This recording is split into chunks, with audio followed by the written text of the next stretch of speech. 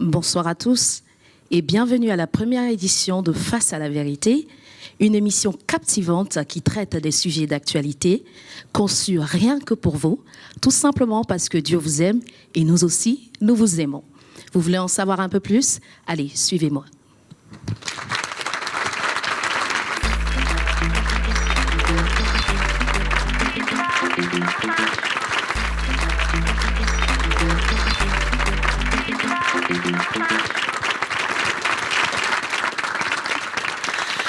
Alors, merci à ce charmant public. Alors, aujourd'hui, nous allons aborder le thème du mariage. Et tout de suite, quand on entend mariage, je suis sûre que comme moi, il y a une idée qui vous traverse l'esprit, bien évidemment. On pense aux différentes familles, le bonheur qu'on partage, le nombre de convives, la danse. Et bien sûr, sans oublier le bonheur qui se lit surtout sur le visage des deux tourtereaux. Mais, il y a un mais, parce qu'une fois installé à la maison, place à une toute autre ambiance. Et je dirais même que c'est là que commence le mariage. La question que nous nous posons aujourd'hui, c'est bien évidemment, bien marié ou mal marié, existe-t-il une formule magique? Alors, sans plus tarder, je vais saluer mes charmants intervenants. Bonsoir à tous. Bonsoir. Alors, tout à ma droite, j'ai la diaconesse Wendy Bayer-Gay, qui est responsable juridique dans une entreprise internationale, mais qui est aussi mariée, parce que c'est très important. Nous traitons sur le thème du mariage, qui est mariée, et bientôt maman d'un enfant. Alors, est-ce qu'on pourrait un petit peu acclamer pour notre charmante diaconesse Wendy Bayer-Gay? Merci. Bien. Et bien sûr, à sa droite, nous avons le talentueux, le diacre Christ-Anthony Bocilla, marié et papa d'un enfant, qui est aussi de profession ingénieur informatique. Waouh, une tête bien chargée, hein? Félicitations. Alors, à ma gauche, je vais commencer par... il n'est plus à présenter parce qu'aujourd'hui, je lui emprunte à sa casquette d'animatrice. Nous avons le très talentueux monsieur Alain Tigba-Gobe, le diacre Alain, qui est, comme je le disais tout à l'heure, qui est aussi animateur sur une chaîne de la place qui n'est plus à présenter. Et à côté de ça, est aussi économiste et chef d'entreprise. Que Dieu te bénisse. Marié également. Est-ce qu'on peut l'acclamer? Et pour finir, nous avons l'évangéliste Méric Fabien B.E., marié, papa d'un enfant, chef comptable dans une entreprise de la place à Paris et aussi chef d'entreprise. Voilà.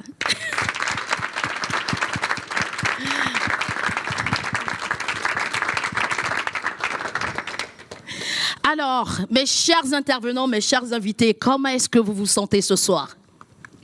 Ma foi, nous sommes en bonne compagnie. Nous sommes très bien et merci pour cette émission qui, je sais, va éveiller les consciences. C'est un sujet assez important. Le mariage est à la base de beaucoup de choses, est à la base de la famille, et à la base de la jeunesse, qui est à la base de notre société. Même si c'est vrai, on est dans une société où les mariages ne ressemblent plus au mariage d'avant, mais le mariage reste une institution. C'est un très très bon sujet. Merci à vous de nous honorer de votre présence. Et bien avant de continuer, j'aimerais que le public aussi chaleureux puisse être aussi acclamé. Que Dieu vous bénisse.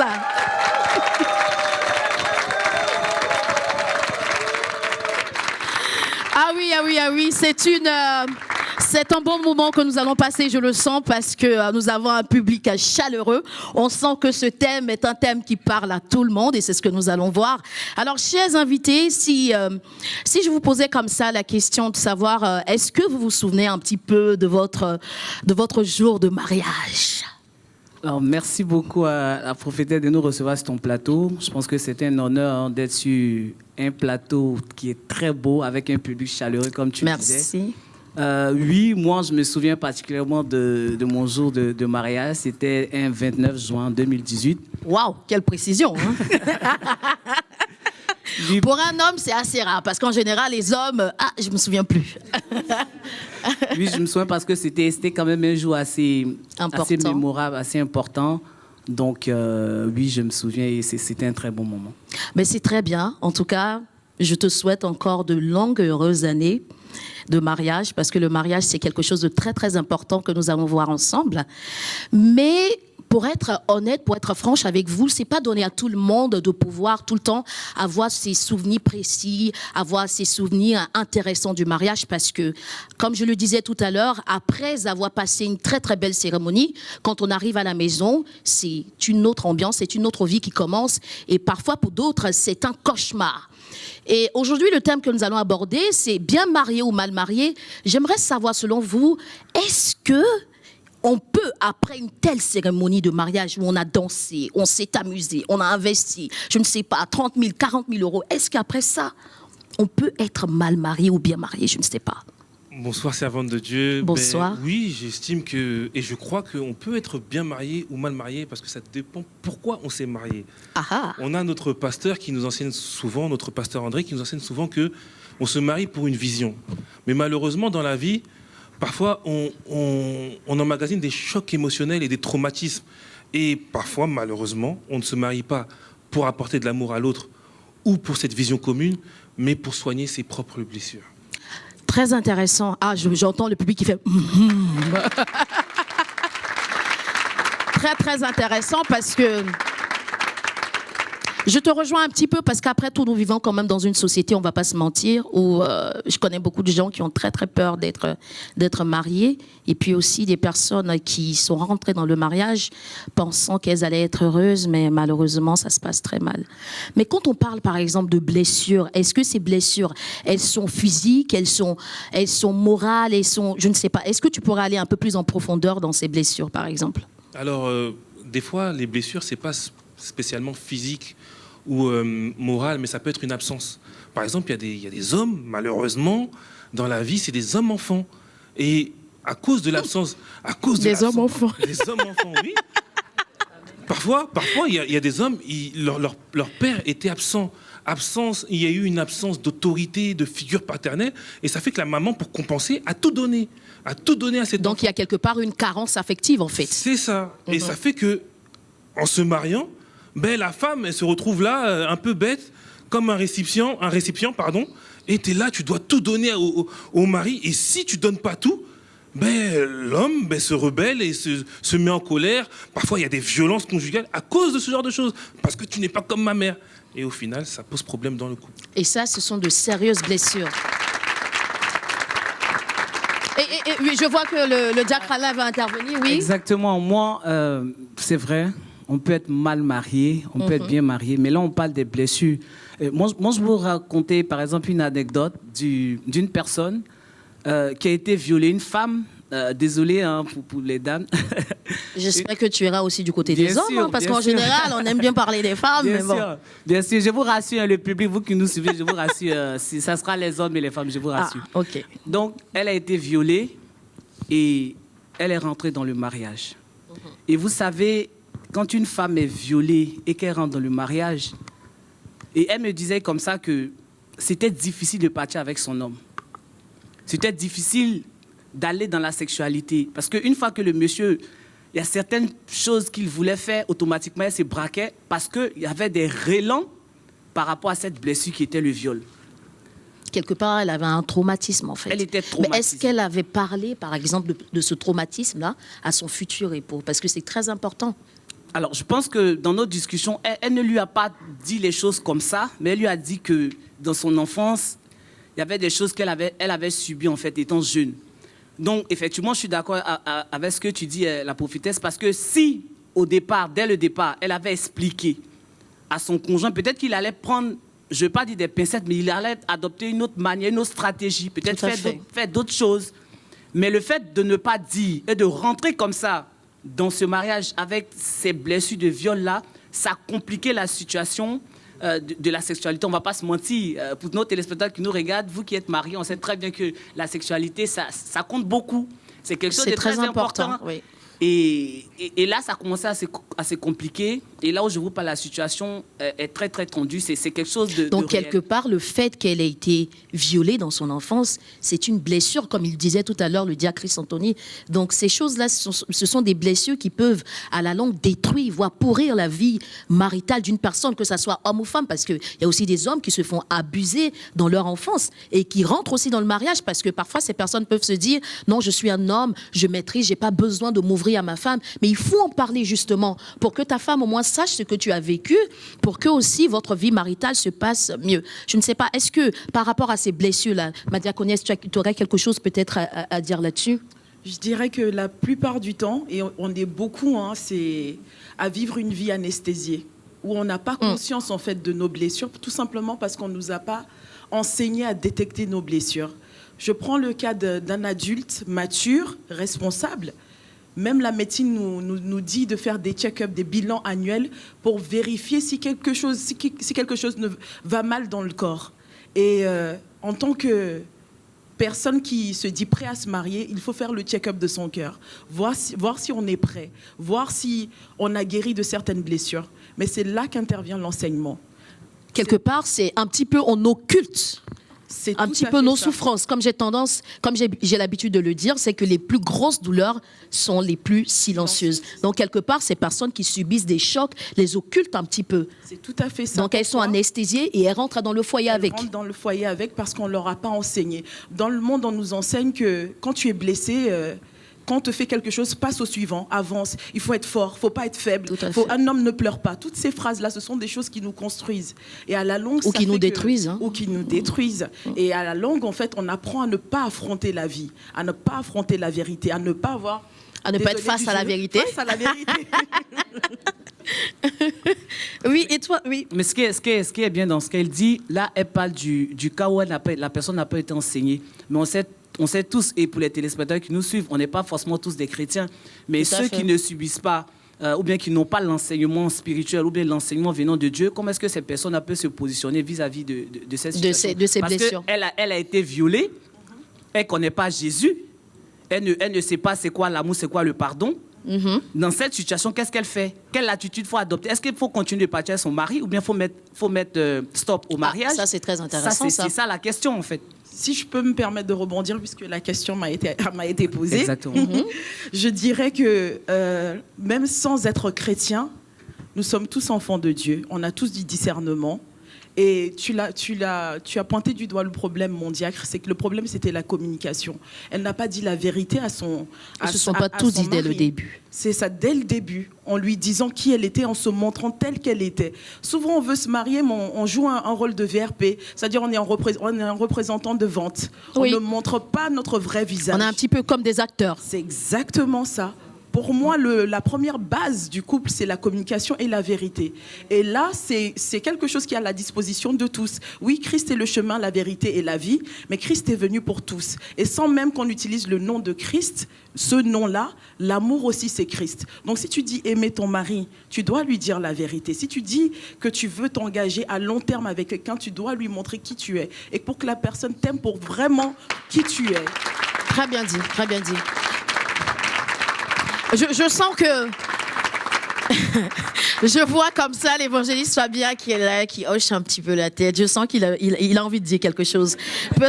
Est-ce qu'on peut être bien marié ou mal marié selon toi, évangéliste Fabien? Parce que c'est très intéressant le sujet qu'ils abordent. Déjà, bonjour à tous. Ouais. Bonjour. Merci de nous recevoir sur votre Merci plateau, à vous. qui est très beau également. Merci. Effectivement, j'avais beaucoup envie de parler, mais j'attendais qu'on me donne le micro. Bon, maintenant tu as le micro. Moi, je pense qu'on ne peut pas, dès l'entame, dire qu'on est bien marié ou qu'on est mal marié. Le temps nous le dira.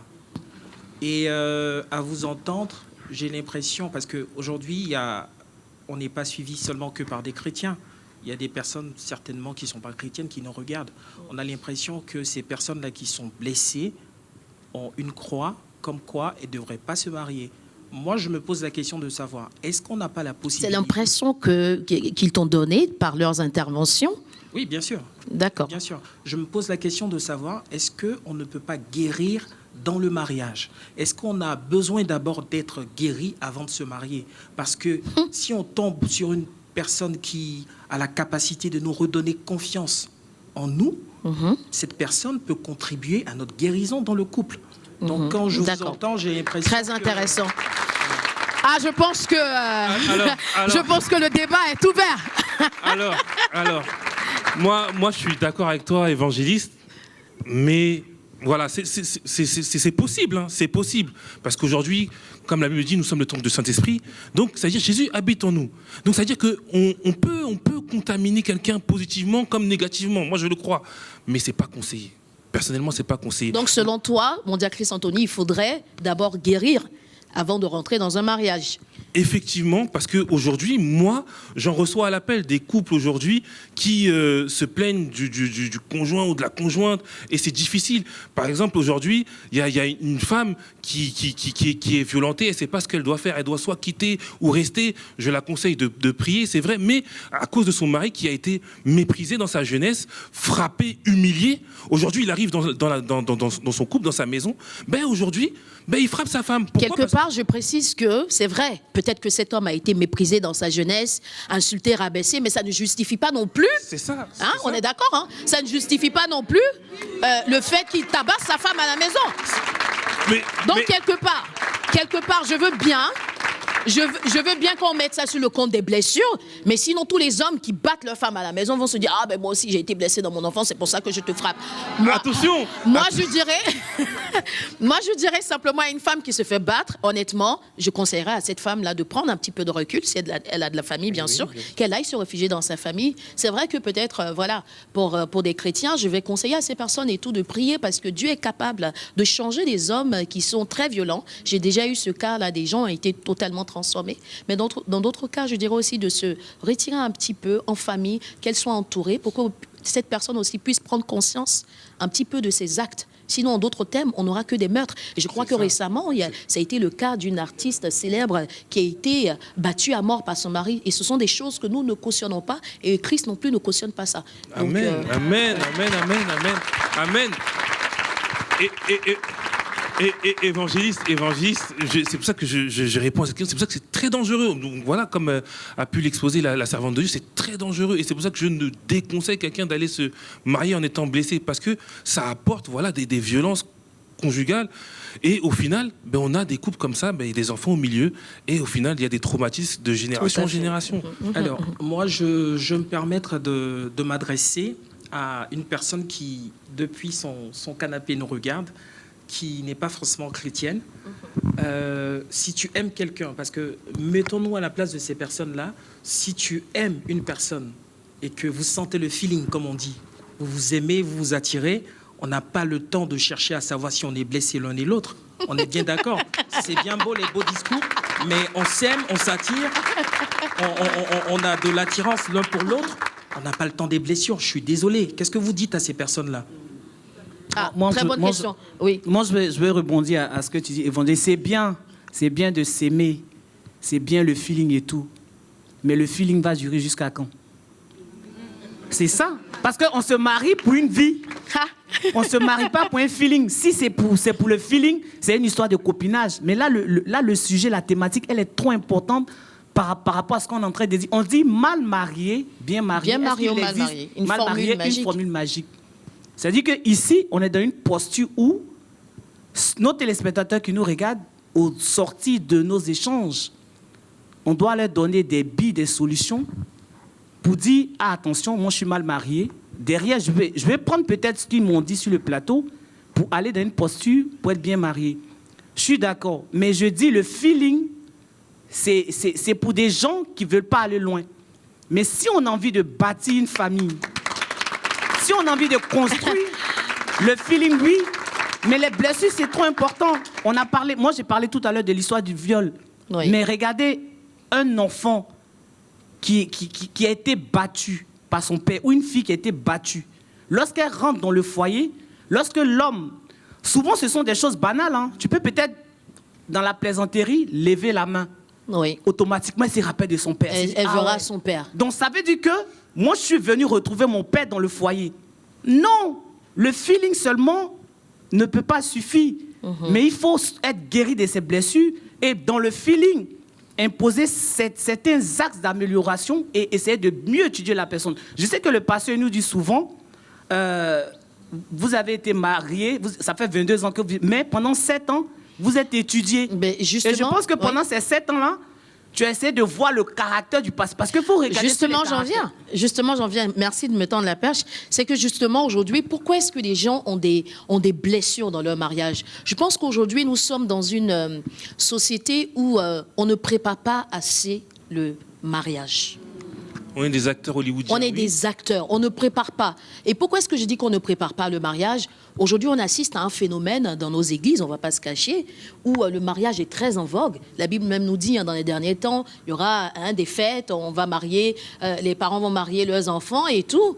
Mais on axe plutôt sur l'organisation, c'est-à-dire on va préparer l'organisation, on va préparer la cérémonie de mariage, on va préparer la tenue, on va préparer les chorés, comme on dit, c'est très bien.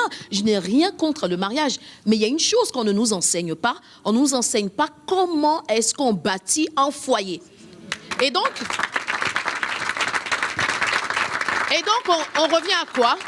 Comme il a dit tout à l'heure, le diacre Alain, on revient à quoi? C'est que les gens ne prennent pas le temps de se connaître, de chercher à se connaître. Les gens ne prennent pas le temps de chercher à connaître leur futur époux, leur future épouse, savoir dans quel contexte mon époux ou mon épouse a pu grandir, et après ça, pouvoir prier pour cette personne. Je prends mon cas, par exemple. Ça fait aujourd'hui 22 ans que je suis avec mon mari. À l'époque, nous avons passé, je crois, 7 ans dans les fiançailles. Je ne dis pas à tout le monde de passer 7 ans dans les fiançailles parce que c'est pas facile. On a une génération pressée aujourd'hui. On a une génération pressée. Parce que 7 ans dans les fiançailles, je rappelle qu'on n'a rien fait, on ne s'est pas touché. Et je vous rassure, on n'est pas devenu fou et on n'habite pas non plus au ciel. Mais pourquoi est-ce que nous avons passé 7 ans dans les fiançailles? Parce qu'il était important pour nous d'apprendre à nous connaître. Il était important pour moi de savoir quelle est sa vie, quels sont ses traumatismes. Et quand il m'a fait part de sa vie, et moi-même aussi, aller chercher un petit peu dans la prière, j'ai prié pour lui. Il m'a beaucoup aidé à changer sur certaines attitudes parce que les gens ne comprennent pas, mais la personne avec qui tu vas vivre, cette personne, elle a un cœur, elle a un caractère. Si cette personne, tu n'as pas pris le temps de prier pour elle, tu n'as pas pris le temps de connaître ses blessures et l'aider à guérir, mais je suis désolée, tu vas te retrouver avec un tigre ou avec une tigresse dans le foyer.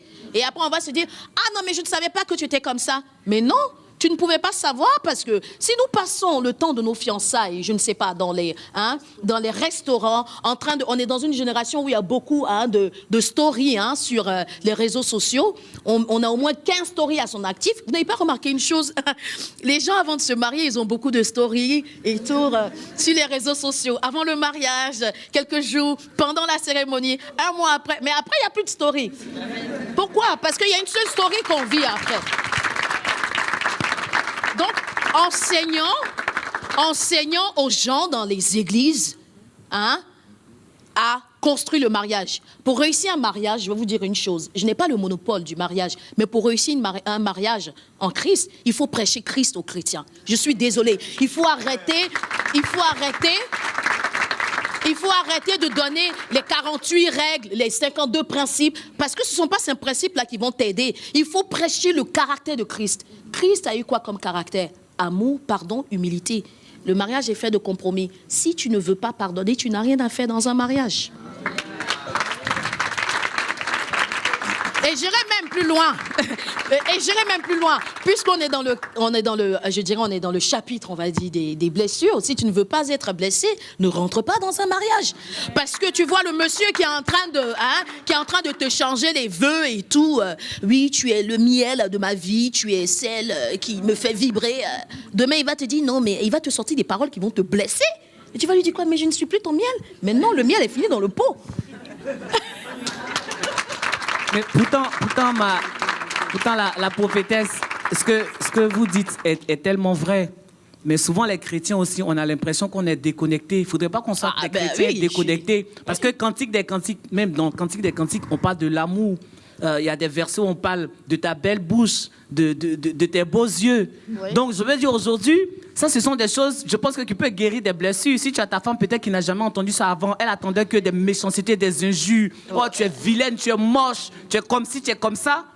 Mais que dans le foyer... Peut-être qu'ils sont un peu trop, peut-être spirituels aussi, C'est pour ça qu'il faut qu'on soit pas trop déconnecté, parce qu'on vit dans un monde, on vit dans un environnement. Aujourd'hui, il y a Internet, on a les réseaux sociaux. On n'a pas dit d'être des chrétiens forcément 4 points accros à ça, mais on vit dans notre monde. Exactement. Le pasteur nous dit souvent, Paul s'est fait grec pour avoir les Grecs. Exactement. Donc aujourd'hui, on vit dans un environnement. Mais il ne s'est pas oublié non plus chez les Grecs. Totalement, il ne s'est pas oublié. Il s'est pas... Parce que là, oublié, parce que là, tu es en train de tendre la perche à certaines personnes. Ah, j'ai entendu dans une émission et tout. Paul s'est fait grec pour avoir les Grecs. Ben tiens, moi aussi je vais y aller. Non, mais pas du tout. Non, mais c'est totalement vrai. Et ce que je disais, c'est que et l'une des choses, c'est que ces paroles-là, elles doivent venir souvent à point nommé. Il faut parler à son mari, paroles douces. à sa chérie. Voilà, faut pas toujours rester. Il faut chercher aussi à comprendre la personne. C'est ça. Il faut parler. Les gens ne communiquent pas dans un foyer. Les gens ne communiquent pas. La communication, c'est très, très important. Mais servante de Dieu, j'aimerais quand même nuancer quelque chose, parce que tu viens de dire quelque chose de très important. Tu dis qu'on ne se parle pas souvent dans le foyer, mais il faut savoir aussi que la société nous a façonnés. Nous, les hommes, moi, je parle en tant qu'homme. Oui, ne pleure pas devant une femme, n'avoue pas tes sentiments ou tes faiblesses, sinon elle va te manger, sinon elle va te bouffer. Aujourd'hui, on arrive dans un mariage avec des fois ce genre de mentalité, et au final, on est obligé de montrer une certaine virilité, des fois qu'on n'a pas. Exactement. Et au final, des fois, ça fait que, comme un rôle s'arrête au bout d'un moment, un jour, le naturel revient au galop. On ne pleure pas, mais et quelque part, le fait de ne pas pleurer, ça fait qu'on cache nos blessures. Et on est toujours encore dans le même problème, les blessures. Les gens ont tendance à négliger ça, mais c'est très important. Une personne même, je vais vous dire une chose, une personne qui est blessée, si tu essaies, comme le pasteur il a l'habitude de nous dire, si tu essaies même d'aider cette personne à mettre un manteau ou quoi que ce soit, tu effleures un petit peu sa blessure, la personne aura mal. Ça veut dire quoi? Quand vous allez rentrer dans le foyer, si vous êtes 2 personnes blessées ou une d'entre vous est brisée, les blessures là vont ressurgir plus tard dans le foyer. Dès qu'il y aura un comportement qui va rappeler un peu certaines choses, ça sera le feu à la maison. Et les casseroles vont voler partout. C'est pour ça qu'il est important de prendre le temps, prier. Le mariage, c'est toute la vie. Le mariage, c'est pas la cérémonie qu'on voit, c'est pas la belle robe, c'est bien tout ça. Mais derrière une belle robe se cache parfois un cœur brisé. Il faut vraiment que nos frères soient sensibilisés là-dessus pour qu'ils rentrent avec un cœur clean. Oui, Évangélie, je sens que tu voulais dire quelque chose. Alors, je pense que ce soir, je vais jouer le rôle du vilain petit canard. Pas du tout. Je me mets toujours à la place de cette personne-là qui nous regarde étant déconnectée totalement de tout ce qui est église, tout ce qui est spiritualité. Tout à l'heure, maman Mireille, tu as dit que les gens, ils se marient, ils font des vidéos, des statuts, mais c'est un jour unique, le mariage. Je ne suis pas contre, bien sûr. Oui, j'arrive. Le jour du mariage. Attention, non, mais il ne faudrait pas qu'on me lapide. Je ne suis pas contre les statues et les chorés, bien sûr. Moi-même, j'aime danser. Pour moi, le jour du mariage, c'est un jour unique et mémorable. Donc les gens ont le droit de se mettre à l'aise, de faire des vidéos, des shootings. Mais moi, je précisais cela. Quand on n'est pas chrétien ou quand on n'est pas de ce monde spirituel, on peut se marier en étant blessé. Oui. Comme il a pris le cas de cette jeune fille qui a été violée. Le viol, c'est pas quelque chose de bien. Le viol, ça marque à vie, c'est un traumatisme. Tout à fait. Mais comme je l'ai dit, c'est quand on tombe sur une personne qui nous apprend à nous aimer tel qu'on est, qui nous accepte, qui nous redonne confiance en nous, cette personne, dans le mariage, peut nous transformer. Oui, évangéliste. Je rebondis sur ce que tu viens de dire. C'est très intéressant ce qu'il dit, parce que c'est pas faux quelque part. C'est pas faux. Si d'entrée de jeu, la vérité a été dite. Amen. Parce que si elle ne dit pas la vérité à son mari, elle ne dit pas qu'elle est blessée par rapport à quelque chose, qu'elle a vécu ça. C'est après 10 ans que la phrase tombe, oui, il a changé. Mais souvent, on a l'impression que lorsqu'on dit quelque chose tout de suite, peut-être que la personne peut ne pas aller dans notre champ. Moi, je veux peut-être me marier, j'aime bien cette femme ou bien j'aime bien cet homme. J'ai des choses que j'ai vécues dans ma vie, je peux me dire c'est mon passé. Et aujourd'hui, je veux aller dans une nouvelle vie. Donc, je veux dire, je ne suis pas forcément obligé de tout dire. Juste un instant, si je peux me permettre. Mais si tu veux te marier avec cette personne, comme tu l'as dit tout à l'heure, le mariage, c'est pas un jeu. C'est que quelque part, on engage son avenir. Donc, quelque part, je ne peux pas cacher un passé. Ça, c'est mon point de vue. Hein. Je ne peux pas cacher un passé à une personne avec qui je suis censée vivre toute une vie. Oui, parce qu'il y a certaines personnes qui se disent, bon, ça, c'est mon passé, on laisse tomber. Là, je vais construire ma nouvelle vie. Oui. On sait très bien que souvent, ça se passe comme ça. On va écouter l'intervention du directrice mais, Anthony. servante de Dieu, mais c'est pour ça qu'après on a tant de couples qui disent ah mais il a changé. Mais parce qu'il jouait un rôle. Ben oui, parce que tu ne le connaissais pas avant. Tu ne le connaissais pas. En fait, il a pas changé. C'est le vrai lui que tu vois.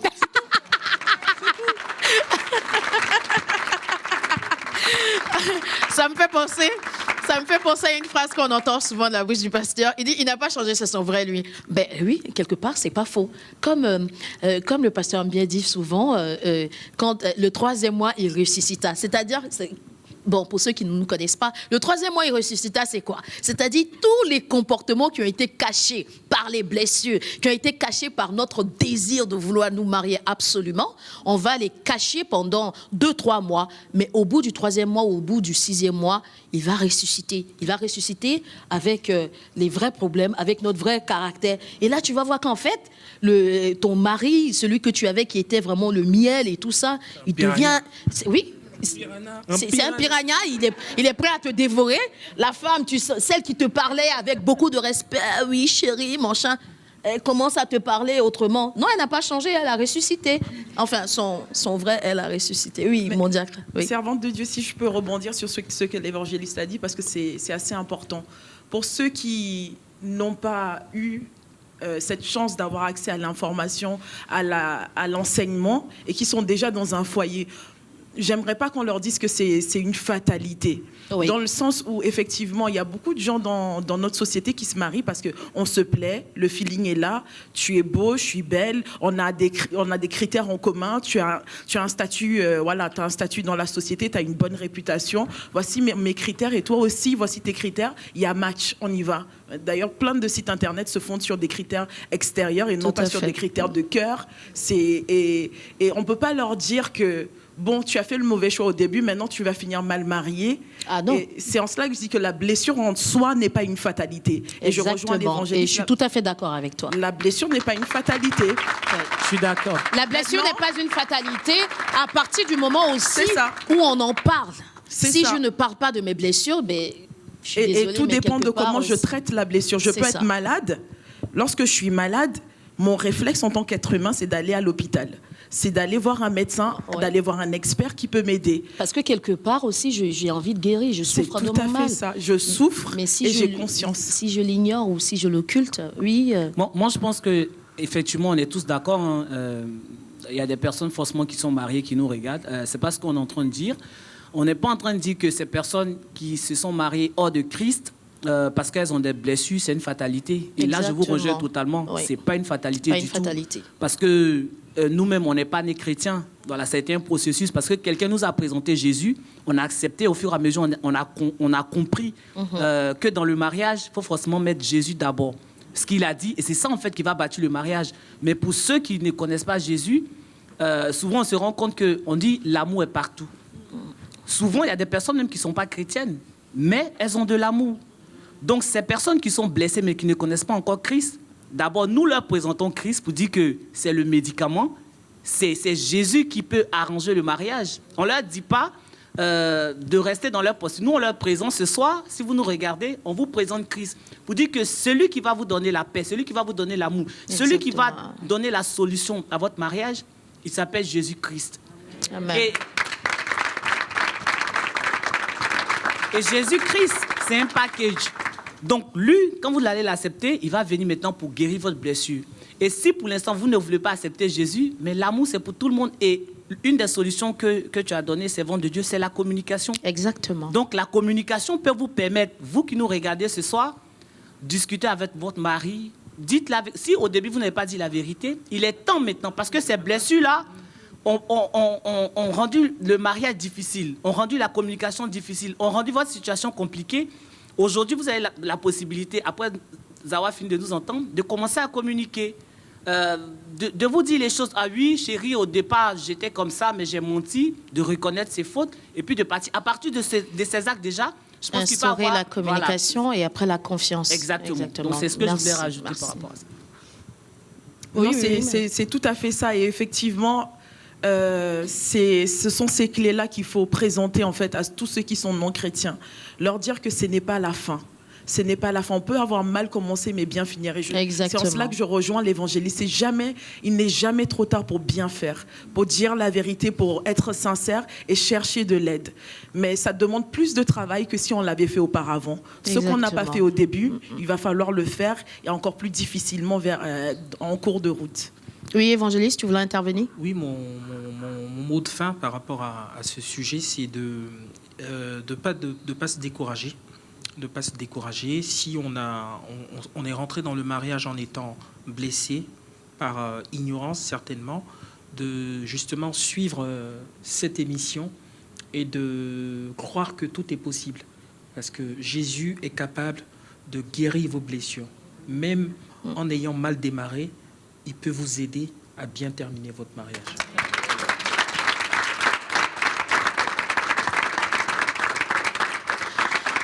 J'aime beaucoup ce sujet des blessures parce que ça rejoint tout le monde. C'est pas un thème qui est abordé pour les chrétiens ou pour qui que ce soit. Ça parle à tout le monde. Donc vraiment, peu importe la blessure que vous avez, hein, moi je veux vous dire simplement qu'il n'est jamais trop tard. Le mariage, il peut mal commencer et puis très bien se terminer. C'est pas le début qui compte, c'est la fin qui compte.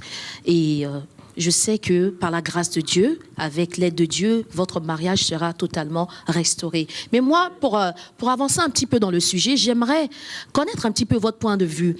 J'entends souvent des personnes qui se disent « Ah non, mais moi, je ne peux plus rester seule. Il faut que je me marie, il faut que je me marie, il faut que je me marie. » Et personnellement, c'est une question sur laquelle on a eu beaucoup à discuter. J'aimerais savoir, est-ce que la solitude, quelque part, ne serait pas une blessure aussi cachée qui pourrait nous pousser à aller nous marier ? La solitude peut être une blessure cachée. La Bible même nous dit pour celui qui brûle, il faut qu'il aille se marier. Et on sait qu'aujourd'hui, on est vraiment dans une société qui évolue. Aujourd'hui, on a des jeunes. Ah, oui, on est tous jeunes. Moi-même, je suis jeune. Mais bon, on a des jeunes. Tu as un doute sur ta jeunesse? Pas de doute, mais je vais dire, on a des jeunes aujourd'hui de 20 ans. On assiste à des mariages. 20 ans se marient. De 20 ans, oui. Même 19 ans, même 18 ans. Et les gens se marient. Donc, c'est pour dire aujourd'hui, les gens veulent aller dans la responsabilité. Parce qu'on entend souvent dans le monde professionnel, pour celui qui se marie, on sent qu'il est mature, il est assez responsable, il prend ses responsabilités. Ça, c'est bien. Mais par contre, la solitude face à cette action-là, pour moi, ça peut être une possibilité. Parce que le fait d'être seul, oui, ça peut me pousser à me marier. Si je prends l'aspect professionnel, parce que ça va me garantir certaines choses. Peut-être qu'on va augmenter mon salaire, on va me responsabiliser dans certaines... Donc, quelque part, si je comprends bien, je vais me marier parce que je veux quand même une ascension sociale ou professionnelle. Totalement, la solitude peut me pousser vers là. D'accord. Mais à contrario, voilà, la solitude, pour aller se marier, il faut faire attention quand on est chrétien. C'est pas parce que tu es à l'église, voilà, comme j'ai dit tout à l'heure, que tu brûles. Ou bien tu sens que tu es seul, les autres se marient autour de toi, que tu vas précipiter ton mariage. Je sens que l'évangéliste veut te dire quelque chose. Oui, c'est très important ce qu'il a dit. La solitude, pour moi, c'est quelque chose qu'il ne faut pas utiliser, en fait. Il ne faut pas utiliser le prétexte de solitude ou de se sentir seul pour courir tout droit vers le mariage. Pour moi, il y a des personnes, effectivement, qui sont blessées, qui se sont senties tellement seules. Et pour avoir un compagnon, un partenaire, tellement qu'elles ont voulu garder ce partenaire ou avoir ce partenaire dans un premier temps, elles se sont mises à acheter des cadeaux, à dépenser, à tout donner pour cette personne, jusqu'au jour où cette personne les lâche. Et là, elles sentent vraiment quelque part, elles ont un petit peu acheté l'amour, l'affection de cette personne. Quelque part, on achète l'amour, on achète la présence de l'autre, on achète les câlins de l'autre, en faisant des cadeaux, des trucs et tout. Et au final, on n'est pas heureux, on est blessé. Donc je pense que quand on se sent seul, il faut prier, pour demander... Et pour ceux qui ne croient pas en Dieu, qu'est-ce qu'ils font dans ce cas? Non, mais excuse-moi, mais il a dit qu'il faut prier. Non, mais attends. Non, mais c'est normal. Non, mais c'est vrai, oui, il faut prier. Non, mais c'est son point de vue, il faut respecter aussi son point de vue. Je suis en partie d'accord avec lui, mais on se met pas trop à la place de certaines personnes. Il y a des catégories de personnes où c'est difficile. Prier jusqu'à quand? Prier, ça donne pas des bébés. Non, mais attendez. Attention. Non, je m'explique dans ce que je veux dire. Bien sûr que prier, ça donne des bébés. Il faut bien préciser. Non, ça donne des bébés. Je vais expliquer ce que je veux dire par là. J'ai 38 ans. Je vais chez mon médecin. Je suis une femme. Le médecin me dit congèle tes ovocytes, tu auras une grossesse à risque et tout. Mais t'es traumatisé. Déjà, juste tu vas chez le médecin, t'es traumatisé. Donc tu arrives, on te dit va prier. Mais dis-moi, déjà, il faut trouver le mec en question. Le temps que tu trouves le mec et vous sachez les blessures que vous avez. Voilà. Comme on a dit tout à l'heure. L'horloge biologique sera déjà... Donc déjà, voilà, t'arrives, t'as 43 ans, donc déjà c'est compliqué. Je dis pas qu'on doit se marier parce que voilà, on est seul et tout. Non, c'est pas ce que je suis en train de dire. Mais il y a des choses, voilà, faut se mettre à la place de cette femme. Elle doit faire quoi? Attendre la prière, jusqu'à quand? C'est ça que je veux dire. Alors, Non, mais là, il a parlé d'un sujet vraiment d'actualité. Hein? C'est un sujet d'actualité. Face à la vérité, traite des sujets d'actualité. Effectivement, il faut prier. Je n'ai rien contre la prière. Ah oui, attention, je précise. Je n'ai rien contre la prière. Et oui, il y a eu des miracles. Je connais une servante de Dieu qui ne pouvait pas enfanter. Et par la prière, Dieu a permis qu'elle enfante. Oui, et moi, je parle de cette personne qui est totalement saine d'esprit, qu'il n'y a pas de problème psychologique ou corporel. Mais elle est là, 38 ans, elle n'a jamais rencontré quelqu'un. Mon évangéliste. oui, mon je veux évangéliste. bien rebondir sur ce qu'il a dit. Vous savez, je vais encore regarder les gens qui nous suivent, parce que il y a deux cas. Oui. Comme j'ai dit, moi je suis chrétien, je suis serviteur de Dieu, je ne peux pas trouver comme argument la solitude pour courir vers un mariage. Vers le C'est mariage. quelque chose qui est bâclé d'avance. Et je prends le cas de quelqu'un qui n'est pas chrétien, qui est couché dans son canapé. Même dans le monde non chrétien, on dit mieux vaut être seul que mal accompagné. Ah! Juste un instant. Je sens que c'est J'aimerais rebondir le débat est ouvert. J'aimerais bien écouter ta réponse cette phrase. Je rebondis, mais on sait que c'est Dieu qui crée le vouloir et le faire. Vous savez, il y a des personnes, c'est sur le tard qu'ils ont eu envie de se marier. Et puis, ils voient le temps passer. Est-ce que la solitude, le désir de sortir de la solitude, c'est pas Dieu qui peut le créer, ce désir-là de sortir de la solitude? À cause de la solitude, désir se marier. Est-ce que c'est pas Dieu qui peut mettre ce genre de sentiment? Juste, on va permettre au diacre Alain et ensuite à la diaconesse Wendy de pouvoir intervenir. C'est très intéressant. On reste toujours sur le même, parce que moi je suis curieuse de savoir un petit peu ce qui... Alors, sur l'aspect de la solitude, l'évangéliste a dit tout à l'heure, mieux vaut être quoi? Seul que d'être mal accompagné. Oui. Mais c'est pas moi qui l'ai dit, c'est connu de tous. Non, mais je vais dire sur le plateau, c'est toi qui a évoqué cette assertion. Alors, mieux vaut être seul. Qu'est-ce qu'on met dans mieux vaut être seul? Seul par rapport à quoi? Peut-être quelles sont les motivations de cette solitude dont on parle? Et j'ai envie de rester seul parce que peut-être on revient toujours à la première. Peut-être que j'ai été blessé et je ne suis pas sorti de cette blessure. Je ne suis pas chrétien, j'ai été blessé, je ne suis pas sorti de cette blessure. Et moi, j'ai envie de rester seul. Parce que pour moi, si je mets quelqu'un dans ma vie, c'est compliqué. En fait, souvent, on se met seul même pour permettre à la personne peut-être qui va venir dans notre vie... De ne pas souffrir peut-être. De ne pas souffrir. Donc c'est une sorte de protection aussi et d'amour, entre guillemets. Entre guillemets, voilà. Donc pour moi, celui qui ne se sent pas prêt ou qui est sorti de situations compliquées, c'est pas la peine de se mettre dans une relation. Il faut guérir d'abord, bien guérir, avant d'accepter l'enfant de quelqu'un dans sa vie. Sinon après, ça sera la catastrophe. Oui. Je dirais que dans le cas de cette femme qui a 38 ans, ou une femme qui a... Parce qu'aujourd'hui, il y a tellement de pression de la part de la famille, de la part de la société. À 20 ans, tu dois avoir fini, commencé tes études supérieures. À 25 ans, il faut commencer à travailler, il faut signer ton CDI.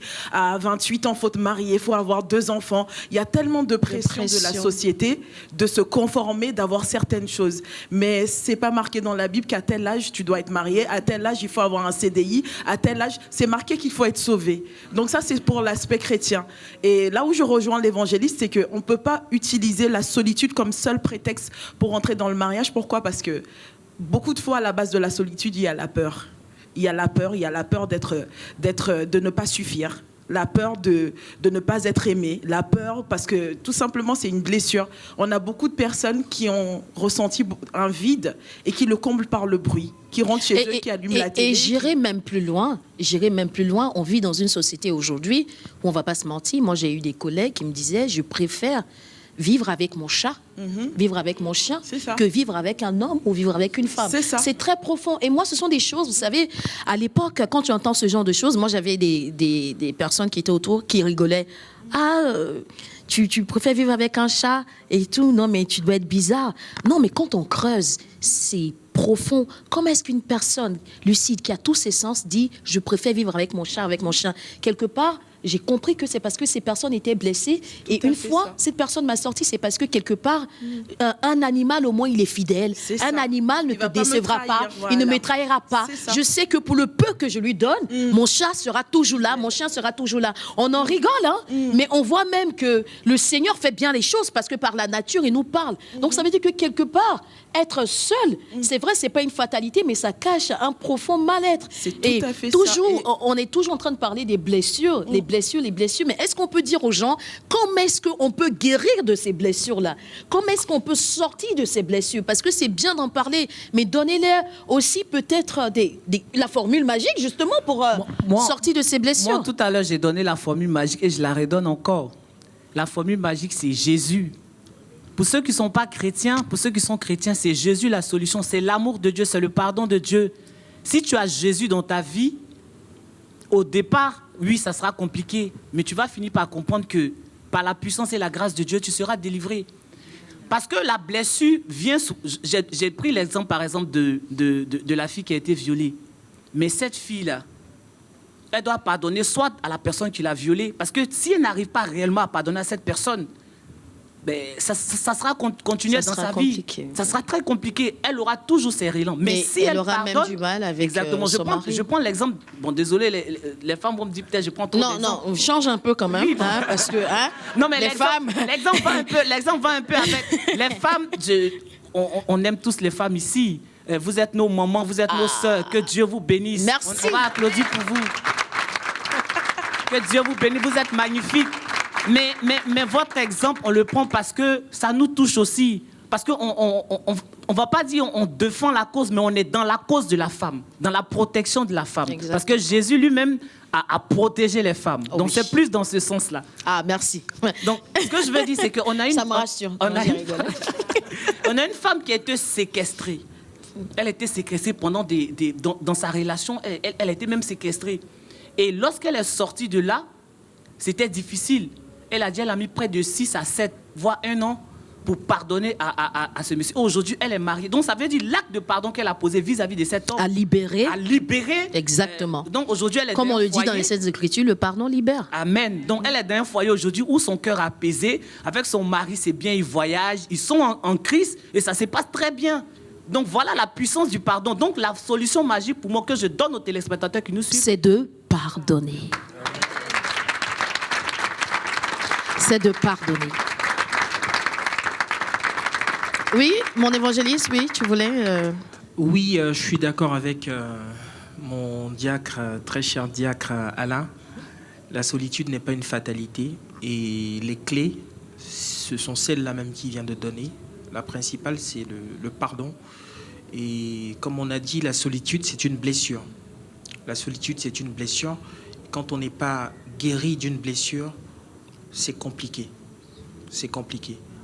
Vous vous rendez compte, il y a des jeunes femmes ou des jeunes hommes aujourd'hui qui, tellement ils se sentent seuls, ils prennent par exemple des journées où ils sortent en espérant rencontrer l'âme sœur. Ouais. en espérant vivre ce qu'on appelle le coup de foudre. Oui. Parce qu'ils se sentent seuls, Seul. Ouais. parce qu'ils sont blessés, parce qu'il y a un vide quelque part. Et j'irai même plus loin, quand on se marie par prétexte de solitude, on peut demeurer seul, même Oui. dans le mariage. Exactement. Parce qu'on peut être entouré, mais être seul. Exactement. Oui, oui, mon diacre Chris-Anthony. Désolé, après, on va encore dire que je suis le mouton noir, mais je suis désolé, mais on n'a pas...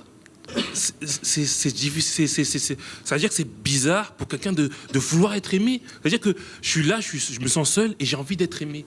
J'ai envie d'avoir quelqu'un à mes côtés. J'ai envie d'avoir un soutien émotionnel à mes côtés. J'ai envie d'avoir quelqu'un voilà, d'avoir quelqu'un à mes côtés.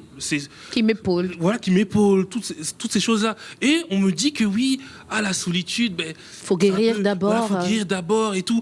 Et je suis là, voilà, en gros, je suis un homme et j'ai des besoins et tout. Donc en gros, je dois attendre, je dois guérir, je dois faire toutes ces choses-là. Moi, je veux répondre au Oui, diacre. oui, oui. Moi, Mireille, si tu permets. Moi, je te donne un cas très concret. J'ai une situation qu'on nous a expliquée où l'homme était dans la solitude.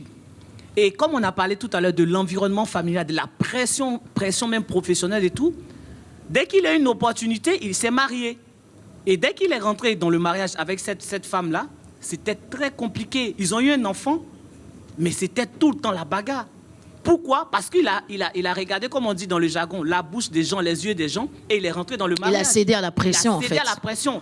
Et aujourd'hui, ce qu'on appelle le mariage dont il espérait pour combler sa solitude est devenu très problématique. Aujourd'hui, il n'est plus avec la femme avec qui il s'est marié. Donc, c'est vrai, il brûle, comme tu l'as dit, c'est chaud, c'est compliqué, la fille de 38 ans et tout, mais pourquoi aller dans un mariage si on sait très bien qu'après, ça va marcher? Oui, l'enfant est là, gloire à Dieu, mais aujourd'hui, ils ne sont plus ensemble. Est-ce que c'est ce type de mariage qu'on doit avoir à tout bout de champ parce qu'on est dans la solitude et on a envie de combler ce manque-là? Exactement. Dans lequel Je suis faut tout à aller. fait d'accord Je ne suis avec pas toi. d'accord avec Tout à fait d'accord avec cette toi. manière Oui, oui, de oui. voir les choses.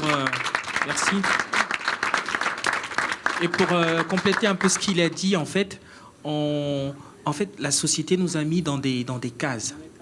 À un âge, comme il a dit. Mais est-ce qu'il ne faudrait pas arriver à un certain moment donné aussi, sortir de ces cases-là? Oui, il faut sortir de ces cases. Oui. Quand on est chrétien, on sort de ces cases. Oui. Parce qu'on n'est plus ordinaire, on est des hommes et des femmes spirituels. Comme il a dit, à 38 ans, c'est pas normal que je ne sois pas marié, on doit congeler mes ovaires, on doit faire ceci ou cela. Mais si on raisonne comme ça et qu'on court vers le premier venu, je peux vous rassurer que On court aussi vers vous la allez catastrophe. courir vers le diable. On risque de On courir peut épouser aussi vers le diable. Parce un que beau c'est- diable, hein, parce que c'est qu'on comme- brûle c'est comme- aussi. C'est comme les opportunistes. Les gens Oui. qui sont opportunistes peuvent au final tomber sur une bonne opportunité. Exactement. Comme faire une mauvaise affaire. Exactement. Donc la solitude en elle-même ne doit pas être une occasion où on a un ressort sur lequel on s'appuie pour Exactement. rentrer dans une Pour relation. rentrer dans Sinon, une relation. on risque d'embrasser Tout à le fait. diable. Hein. Donc, si je comprends bien, il est écrit dans la parole, c'est le grand homme de Dieu, l'apôtre Paul, qui dit si tu brûles, marie-toi. Donc il avait faux. C'est ce qu'on a Non, dit. c'est pas Non, ce qu'on pas a du dit tout. avec, Non, je pense pas que n'importe c'était. qui. Non, je pense pas que ça soit ce qu'il voulait dire. Hein. Parce qu'on m'a dit oui, c'est pas une solution, la solitude. Si tu te sens seul, ne va pas te marier. Mais le mec il brûle. Et il lit la parole de Dieu, il l'ouvre grand ouvert, il dit oh lumière. Je vois, il y a écrit. Quand vous si dites je qu'il brûle, brûle, ça signifie quoi? mais ça veut dire que Il a des besoins. Je suis Il ressent au l'envie. bord d'aller voir des prostituées pour me vider. Mais Parce que pas je du dis, tout. Mais pas du tout. Je suis Pour pas pas d'accord. souiller ma femme, je Non. vais aller voir les prostituées. Mais non, c'est ce pas que ce vous qu'on êtes est en de me train de dire. dire. On n'a pas dit si tu ouvres la Bible comme l'apôtre l'a dit. C'est pas ce qu'on est en train de dire. Mais on a dit la Non, mais je solitude. rappelle aussi que l'apôtre Paul aussi a une vie maritale et qu'après il a fait le choix aussi d'être. Moi, c'est ce que je veux dire, en fait, c'est ce que je vois. Mais ce que je veux dire, c'est que c'est pas une fatalité. C'est-à-dire que je peux avoir l'ambition de me marier parce que je me sens seul, mais réussir quand Non, même mais au mariage. aujourd'hui, ce qu'on est en train de dire, et je réussir pense que la comment? servante de Dieu l'a si bien dit, si vous permettez, ici, oui, peut-être que ce sont des situations qui sont arrivées, mais nos téléspectateurs qui nous regardent, qui entendent le fait que la solitude, comment est-ce qu'on doit se comporter vis-à-vis de la solitude? On ne peut pas la dire, dès que tu ouvres la Bible, il faut aller tout de suite, voilà, pour te marier. Va ou pas. chercher Non, l'âme c'est sœur. pas ça. Nous, ici, on est en train d'échanger, c'est bien, sous le contexte de la servante de Dieu, mais la solution qu'on leur donne, on dit, c'est pas tout de suite. Dès que vous êtes dans la solitude, il faut aller se lancer. Il y a plein de paramètres qui sont autour. Parce que moi, j'ai donné le cas concret du monsieur qui s'est marié. Aujourd'hui, il est divorcé. Ce qu'on appelle généralement dans le jargon pour certains, ils parlent de gourmet gospel. Sinon, c'est les chagrins gospel. Wow. Voilà, ça existe même dans l'église. Et généralement, Pour éviter ça, oui. et généralement, à 95% des cas, 98, même 100%, les gens qui se marient en étant seuls, il y a un manque d'amour quelque part. Donc, diacre Chris Anthony, je veux te dire de dire à ces personnes-là qui ont ces idées de guérir et de rechercher l'amour. Le premier amour, Jésus-Christ de Nazareth. Amen. Être seul, c'est pas une fatalité. Être seul, c'est pas la fin du monde. La solitude, oui, c'est vrai, elle est parfois très pesante parce que faut se mettre aussi à la place de ces personnes qui, comme on dit, qui sont des célibataires endurcis. C'est très difficile aussi pour ces personnes, il faut se mettre à leur place. Mais moi, j'aimerais simplement rassurer un jeune homme ou une jeune fille célibataire depuis un certain nombre de temps. Prends ton temps. Le mariage, c'est toute la vie. Prends ton temps. Il n'est pas marqué quelque part dans les Écritures que tu devrais être marié à 40 ans, avoir acheté un pavillon, avoir 3 enfants. Ça, ce sont des choses que la société nous impose. Je préfère te voir être célibataire épanoui qu'être un marié et frustré. Donc, du coup, être mal marié, si on veut rejoindre le terme d'aujourd'hui. Prenez votre temps. Prenez le temps de prier. Dieu a quelqu'un pour vous. Dieu vous réserve une personne avec qui vous allez le servir. Parce que c'est bien de parler mariage. Mais le mariage, on ne se marie pas parce qu'il faut se marier. Parce que quand on regarde bien même dans la société, qu'on soit chrétien ou pas, 2 personnes qui ne connaissent pas Dieu, qui se marient, exercent un ministère. Vous allez me dire, mais pourquoi ces personnes exercent un ministère? Tout simplement parce que ces personnes contribuent à enseigner la crainte de Dieu à leur entourage. Pourquoi? Parce que le fait que ces personnes s'engagent dans le mariage, elles montrent à ces personnes que voilà, il faut, entre guillemets, il faut se sanctifier, on respecte Dieu. Donc, quelque part, c'est un ministère aussi que ces personnes exercent. Et pour ceux qui sont chrétiens, quand on se marie, on ne se marie pas, je suis désolée, on ne se marie pas pour faire à manger ou faire des bébés. On se marie pour servir Dieu. Et c'est très important. Et je vais même insister. Pourquoi je dis on se marie pour servir Dieu? On va parler terre à terre par rapport à la société. Je ne prends même pas un couple chrétien. Je prends un couple qui ne connaît pas Dieu.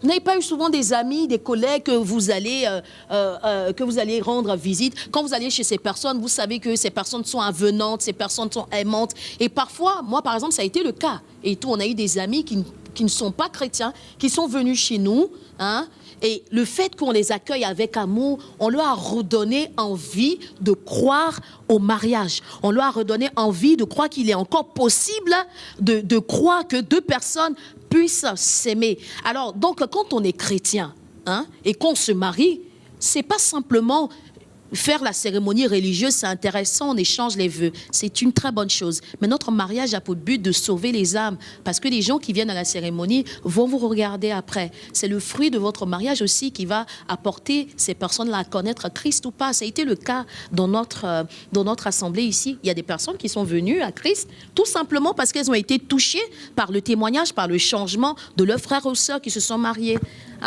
Donc vraiment, soyez heureux dans votre solitude. Ce n'est pas la fin du monde. Prenez le temps. Dieu vous réserve quelqu'un de spécial et cette personne arrive très bientôt.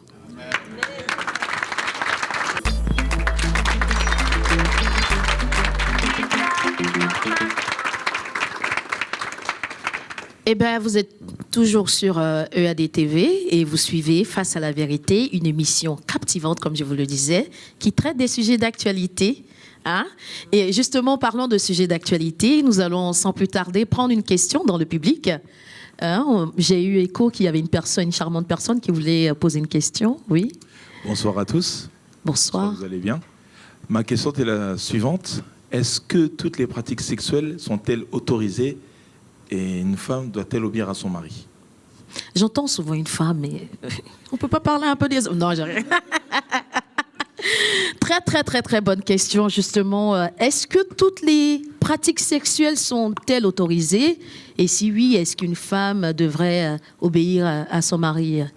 Oui, ma diaconesse, je J'ai tout sens. trouvé, je suis une femme, donc je vais prendre pour moi. Ben tiens. Je vais prendre pour moi. La question, elle a le mérite d'être posée parce que je pense que beaucoup de personnes se la posent. Est-ce que toutes les pratiques sexuelles sont autorisées? Je dirais que c'est dans quel esprit est-ce qu'on est en train de faire l'acte? Est-ce que c'est dans un esprit d'amour ou tout simplement de plaisir? Parce qu'il y a des actes qui sont dégradants, que ce soit pour l'homme ou pour la femme. Hein. Il y a des actes qui sont dégradants, qui n'accomplissent rien, à part blesser l'autre, à part rabaisser l'autre, à part diminuer l'autre. Et dans ce cas, pour moi, c'est pas une bonne pratique. Même la Bible nous dit, hein, tout m'est permis, mais tout ne m'est pas utile. Est-ce utile, en fait, de pratiquer certains actes? Bon, comme on est à une heure de grande écoute, je vais pas dire les noms. Certains actes qui rabaissent, qui ne sont pas faits. J'aime bien comment Dieu nous a fait. Chaque chose à sa place. Là, tu vas te faire des ennemis. Hein. Chaque chose à sa place. Dieu nous a donné une bouche pour parler. Chaque chose à sa place. Donc, est-ce que toutes les pratiques sont autorisées? Je dirais pour toi, non. non. Pour moi, toi, non. Et c'est une très, très belle réponse parce que c'est vrai, on va creuser un petit peu l'abcès. Hein, parce que moi, j'ai déjà eu à recevoir ce genre de questions, mais pour être honnête avec vous, monsieur, toutes les pratiques ne sont pas autorisées. Parce que, comme l'a dit tout à l'heure la diaconesse Wendy, Dieu fait chaque chose à sa place. Quand on va au restaurant, pour moi, on va pour manger, on ne va pas pour jouer au foot au restaurant. Donc, Dieu nous a créés avec différents membres. Hein? On va parler terre à terre. Le sexe, il est fait pour pouvoir donner du plaisir, certes, mais il est fait aussi pour pouvoir créer des enfants. Donc, le sexe oral, pour moi, c'est pas quelque chose que je conseillerais. C'est vrai, il y en a qui diront « Oh, qu'est-ce qu'elle est ringarde !» Oui, je vous entends déjà. Mais ce n'est pas bien grave parce que Dieu fait chaque chose bien et chaque chose à sa place. Et même dans le livre de Proverbes, je crois que c'est Proverbes 20 au verset 30, on parle un petit peu de la femme adultère qui mange et qui s'essuie la bouche. C'est un petit clin d'œil aussi à ce sexe oral, je vais dire. Et on va aller même plus loin. Dans le livre des Cantiques, des Cantiques, Dieu nous fait comprendre que la bouche, elle est bien pour pouvoir embrasser, on va dire, les tétons de la femme. Dieu nous apprend que on peut donner du plaisir par certaines choses qui sont autorisées. Quand une femme, elle accouche, elle allaite un enfant. Avoir des relations sexuelles, on peut aussi les pratiquer comme ça. La bouche également. Mais faire le sexe oral, honnêtement, c'est déconseillé. Et je vais sortir un petit peu du cadre, on va dire, spirituel, parce qu'il y en a qui vont dire « Oh non, mais vous êtes des chrétiens, vous êtes ringards, vous ne savez pas que c'est super intéressant. » Même la médecine nous enseigne qu'il y a certaines pratiques qu'on a qui nous donnent des maladies. Les cancers de la langue, allez vous documenter, vous verrez, les cancers de la langue sont très souvent dus justement à certaines pratiques sexuelles. Est-ce que vous le saviez ? Donc, je pense que quand on pense à son bien-être aussi, c'est vrai que le plaisir, c'est bon, mais le plaisir ne doit pas nous pousser à faire des choses contre nature. Maintenant, je ne juge pas les gens qui pratiquent ce genre de choses. C'est un débat très, très ouvert dans le milieu chrétien parce que beaucoup sont contre. Mais moi, personnellement, Dieu a créé la bouche pour que je l'adore. Est-ce que de cette même bouche, ça peuvent sortir des choses, je dirais, pures ou impures? Ma bouche a été créée pour que je parle, pour que j'adore Dieu, pour que je loue Dieu. Cette bouche-là, je ne peux pas, pour ma part, pratiquer du sexe oral avec. Et ça ne fait pas non plus de mon mariage un mariage nul. Hein? On va aller plus loin. Ça ne fait pas de mon mariage un mariage nul. Dieu nous a créés, il a fait chaque chose à sa place. Et puis, voilà, ça n'empêche pas d'être heureux et épanoui. Sinon, je pense qu'on verrait des visages très frustrés ici. Alors, je vois mon diacre à Christ Anthony qui est mort de rire. Mais bon, ceux qui le pratiquent, aucun jugement contre vous. Tout est permis, mais tout n'est pas utile. Si vous êtes convaincu que vous devez persister dans cette voie, c'est votre choix et nous respectons votre choix. Alors, nous avons aussi une deuxième question. Oui. Bonjour, servante de Dieu. Bonjour. Bonjour, public. J'avais une question. J'aimerais savoir quelle est la place des enfants dans le foyer. Est-ce que quand on est marié, on est obligé d'avoir des enfants parce qu'on est dans une société où il y a des personnes qui décident de ne pas faire des enfants? Est-ce que c'est Il y a des personnes qui décident, Oui. pas parce que ces personnes ne peuvent pas. Non, il y en a qui disent, D'accord. moi, j'ai pas envie de faire des enfants, par exemple, parce que je vois Ça que la coûte vie trop cher. Voilà, ça coûte cher. La vie devient de plus en plus compliquée. Qu'est-ce que je vais leur laisser? Alors, moi, j'aimerais savoir quelle est la place des enfants dans un foyer. Dans un foyer. Très, très belle question. Est-ce qu'il y a quelqu'un qui voudrait intervenir là-dessus? Oui, évangéliste. Je réponds à la question de notre sœur. Un enfant, c'est une bénédiction. Pour moi, certains sont libres de ne pas vouloir faire d'enfants. D'autres ont la volonté de faire des enfants. Pour moi, un enfant, c'est une bénédiction. Quand Dieu a mis Adam et Ève ensemble, il a dit, faites quoi? Multipliez-vous. Donc, pour Dieu, c'est quand même quelque chose de bien. C'était de la volonté de Dieu que l'homme et la femme puissent concevoir des enfants. Après, comme elle a dit, nous sommes dans une société qui évolue, où des gens pensent ou vivent la difficulté ou la cherté de la vie et n'en veulent pas. Moi, je connais des personnes qui n'en veulent pas. On ne va pas les condamner ou on ne va pas les pointer du doigt. Pourquoi vous ne faites pas d'enfants? Non. Mais pour un couple chrétien, faire des enfants, c'est une bénédiction et c'est respecter la volonté de Dieu. Et moi, je rejoins parfaitement ton point de vue. C'est vrai que la vie est chère, on ne va pas se cacher. C'est vrai que les temps sont très difficiles. Et en même temps, je ne peux pas me permettre de juger ces personnes qui font le choix de ne pas faire des enfants. Maintenant, si tu ne peux pas faire des enfants parce que, on va dire, tu as des problèmes de stérilité, moi, je vais orienter, par exemple, dans un premier cas, je vais orienter, par exemple, ces personnes vers un homme de Dieu. Parce que nous sommes dans une assemblée, c'est très important de souligner, nous sommes dans une assemblée, Église Amour de Dieu, où on voit des miracles concrets. Je dis des miracles concrets. Et je pense que nous aurons l'occasion d'avoir des témoignages. Justement, tout à l'heure, on aura un témoignage très, très édifiant où on voit des femmes stériles enfanter, où on voit des hommes même impuissants retrouver la vie. Donc, si tu ne peux pas avoir un enfant que la médecine, entre guillemets, t'a condamné, je te conseille d'aller voir un homme de Dieu, une servante de Dieu, que Dieu a appelé, qui pourra prier avec toi pour que ce miracle-là se fasse, parce que Dieu fait toujours des miracles. Maintenant, pour répondre à la question de ma chère sœur, nous sommes dans une société, c'est vrai que la vie est chère, mais pour moi, la place des enfants dans un foyer, c'est très important. Dieu nous a créés, comme l'a dit tout à l'heure l'évangéliste, pour nous multiplier, pour créer, pour donner de la vie. Et pour moi, un couple qui décide de ne pas avoir d'enfants, c'est un petit peu un manque d'amour. C'est aussi avoir un côté, je dirais, égoïste. C'est un côté égoïste, parce que je pense que si Dieu avait décidé d'être seul sur la terre, je pense que vous et moi ne serions pas là ce soir. Donc, quelque part, il ne faudrait pas qu'on soit égoïste. Lorsque Dieu donne une vision, il donne une provision. Quelle que soit la rareté de la vie, quelle que soit la cherté, de la vie, si Dieu vous donne des enfants, il vous donnera aussi les moyens de pouvoir vous en occuper pour que ces enfants ne manquent de rien. Donc, c'est important. Si vous avez la possibilité d'avoir des enfants, ayez des enfants, c'est une bénédiction. Et ces enfants sauront vous combler plus tard.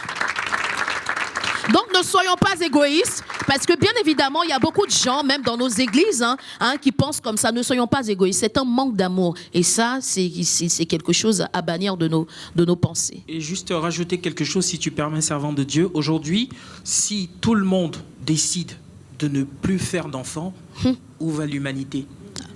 On revient à l'égoïsme. C'est une question de spiritualité, de chrétienté. Non. On a la possibilité de faire des enfants. On fait des enfants, quitte à ce qu'on fasse 1, 2, parce que c'est dur. Mais pendant que d'autres se posent des questions, comment est-ce que je vais faire pour avoir un enfant? Je ne peux pas faire d'enfant. Nous avons la possibilité. Et... Certains ont la possibilité et franchement refusent volontairement. C'est, comme vous l'avez dit, égoïste. Mais nous ne sommes pas là pour juger les gens. Si vous ne voulez pas faire d'enfants, c'est votre choix, c'est votre avis. Exactement. Nous en voulons. Nous en voulons. Justement, nous allons poursuivre Toujours sur ce thème, bien marié ou mal marié. Alors, il y a un sujet très intéressant qui est très en vogue aujourd'hui. Hein. Nous sommes dans une société où la vie est très, très chère, justement. Notre chère dame, cette belle dame, nous a posé la question tout à l'heure. La vie est très chère. Et donc, aujourd'hui, on a tendance un petit peu à avoir des personnes calculer un petit peu leur coût avant de vouloir se marier. Donc, quelque part, on choisit le bon parti. Est-ce que en Christ ou même pas en Christ, est-ce que choisir son bon parti, choisir le bon parti en Christ, c'est bien pour pouvoir se marier, selon Alors, vous? Moi, je pense que c'est maintenant qu'on est rentré dans le débat. Ah, parce qu'on n'était pas encore rentré. C'est maintenant qu'on est rentré dans le débat parce que c'est un sujet effectivement qui est plus que d'actualité. Est-ce que c'est quelque chose qui pourrait nous amener à être mal marié ou bien marié, selon toi? Exactement. Et pourquoi? Exactement. Je prends la posture déjà à l'église. D'accord. On vient à l'église, on trouve un serviteur de Dieu. Peut-être qu'il est proche du pasteur. Peut-être qu'il est diacre ou il est ancien. Ou peut-être même le pasteur l'a nommé prophète ou évangéliste. Et on s'est dit, attention, je suis arrivé à l'église, mais attention, celui-là, il a une posture. Déjà, il a une couverture parce qu'il est proche du pasteur. Donc, je me dis, ah, mais si je me marie à lui, ben, ils vont me voir. Donc, l'intention de se marier, déjà là, c'est que je me marie, pas forcément déjà pour les bonnes motivations, mais je me marie parce que c'est un homme de Dieu. Et je me dis, avec cet homme de Dieu, peut-être qu'il ne va pas me tromper. donc je cherche mon intérêt alors. Je cherche mon intérêt. Donc, sur cette base-là, le bon parti, pour la personne, ça peut être bénéfique, mais c'est quelque chose de très dangereux. Parce que ce n'est pas parce que tu es proche du pasteur, peut-être qu'il n'est même pas converti. Je suis désolé de le dire comme ça. Ah ben oui, parce qu'il y a des pasteurs, tu parlais du pasteur qui n'est pas converti? C'est ça, oui. Alors là, tu as touché un point très sensible. Ah, parce qu'il existe des pasteurs qui ne sont pas convertis. Exactement. Ah, Peut-être je crois que ça pourra faire l'objet d'une autre émission, ça. Donc, cet homme, parce que là, je ne vais pas parler des femmes, peut-être que l'homme, Oui, merci. il voit cette sœur qui sert à côté de la servante de Dieu, elle est engagée, c'est sa fille spirituelle, et il s'est dit, ah, mais voilà, il va avoir d'autres avantages. Donc, quelque part, il calcule son coût. Il calcule son coût. Oui. Je dirais que dans ces cas-là, lui aussi doit se poser la question, ce jeune homme ou cette jeune femme doit se poser la question de savoir si lui aussi est un bon parti. Parce que quand on vient avec des intérêts, c'est que, désolé, je vais revenir à une formation, à une déformation professionnelle, c'est qu'on est dans des calculs, on est dans une transaction financière, une transaction commerciale. On sent la juriste qui parle. Je suis obligée parce que il faut que ceux qui sont non chrétiens aussi puissent comprendre ce qu'on est en train de dire. Lorsqu'on traite une transaction financière, c'est du gagnant-gagnant.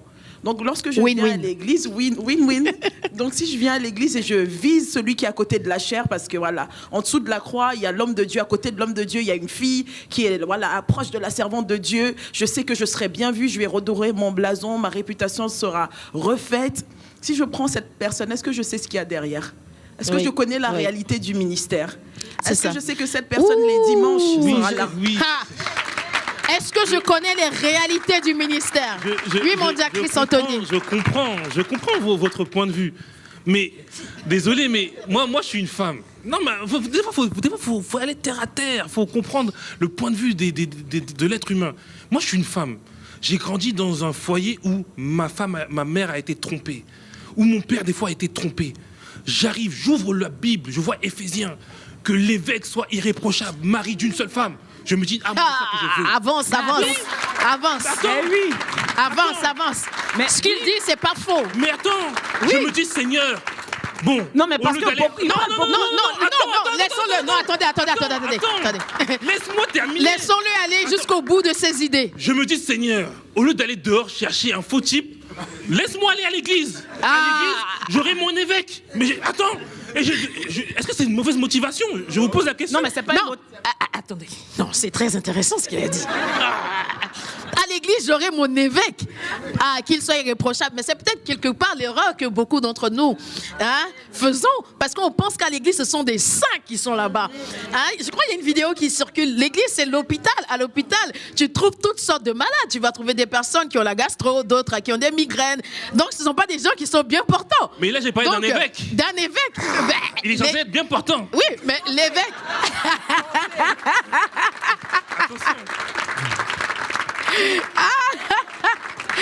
Mais tu conviens avec moi que cet évêque-là, c'est pas non plus un saint.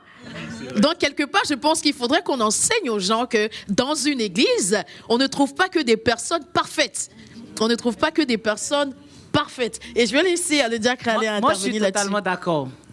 C'est vrai, tu parles de venir dans l'église pour trouver son évêque. Mais cet évêque-là, tu l'as connu où?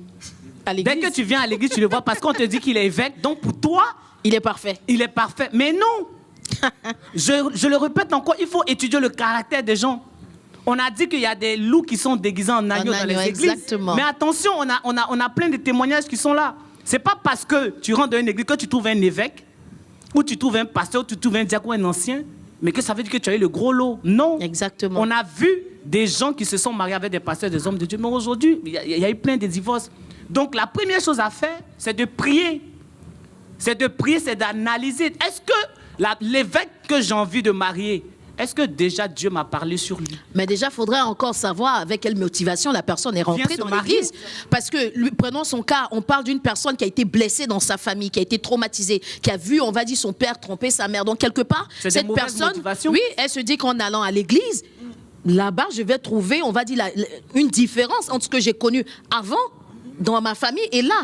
Donc, quelque part, hein, Oui, la personne va venir à l'église. elle n'est pas encore peut-être affermie aussi dans le Seigneur. Il faut c'est un petit peu ça, non? Oui, c'est un petit peu ça. Mais je vais aller encore plus loin. Moi, on me dit que on me conseille, on m'a toujours conseillé de prendre une femme ou un homme qui est chrétien. Amen. C'est les conseils qu'on m'a donnés. Donc, dans ma tête, mon ambition, c'est de prendre quelqu'un qui est chrétien, parce que je sais que il va avoir les enseignements ou les conseils qu'il faut pour bien s'occuper de moi. Mais c'est aussi une bonne attention. Ce que tu dis, c'est vrai. On nous a toujours dit. Mais moi, je veux dire à nos téléspectateurs qui nous suivent.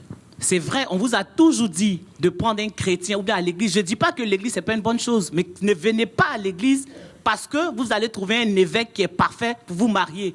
Ça, ce sont des erreurs qu'il faut éviter. Quand vous venez à l'église, déjà, les premières motivations, c'est de guérir. Tu dis que la personne était blessée, mais la première motivation, c'est de guérir de ses blessures. On l'a dit tout à l'heure en début d'émission. Donc, il faut essayer de guérir de ses blessures avant de passer à l'évêque. Peut-être que pendant que tu es en train de guérir de tes blessures, tu vas découvrir que l'évêque lui-même avait des blessures cachées. Oui. Donc, vous allez guérir ensemble, et là, vous allez vous marier. Le mariage sera parfait. Il y a l'évangéliste qui veut intervenir.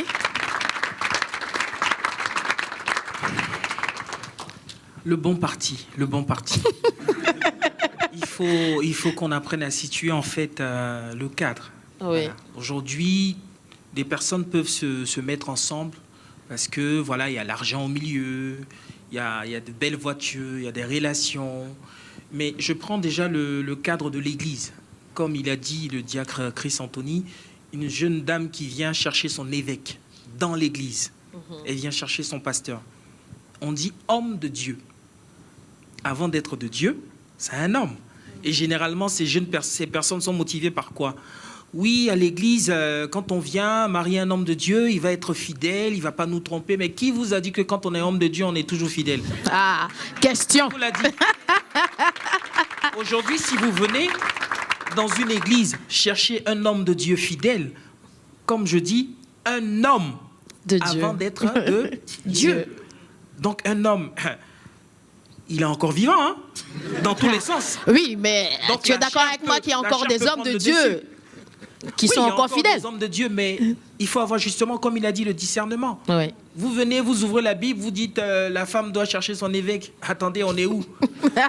L'évêque en question, c'est un homme. Donc il faut, comme il a dit, prier, ne pas chercher le bon parti, ne pas chercher à être intéressé. C'est ça. Parce que au final, qu'est-ce qu'on cherche? On cherche le salut de... Je termine, mon diacre. On cherche le salut de notre âme. Oui. Qu'est-ce que Dieu nous dit? Mieux vaut une maison avec moins de pain, avec un pain sec, avec de l'unité, de l'amour, qu'une maison remplie de viande avec quoi? des querelles. Donc si vous venez chercher le bon parti à l'église, je suis désolé, vous ne savez pas sur qui vous pouvez tomber. Oui, non, oui. non, si tu Juste permets- un instant. Oui. Oui, désolé, mon Diacre, mais je veux rebondir sur ce qu'il vient de dire, mais c'est pas de l'intérêt. Arrêtons de dire c'est de l'intérêt. Non, toutes les femmes ne sont pas intéressées. C'est quelque chose. C'est des critères. Oui. J'ai mes critères.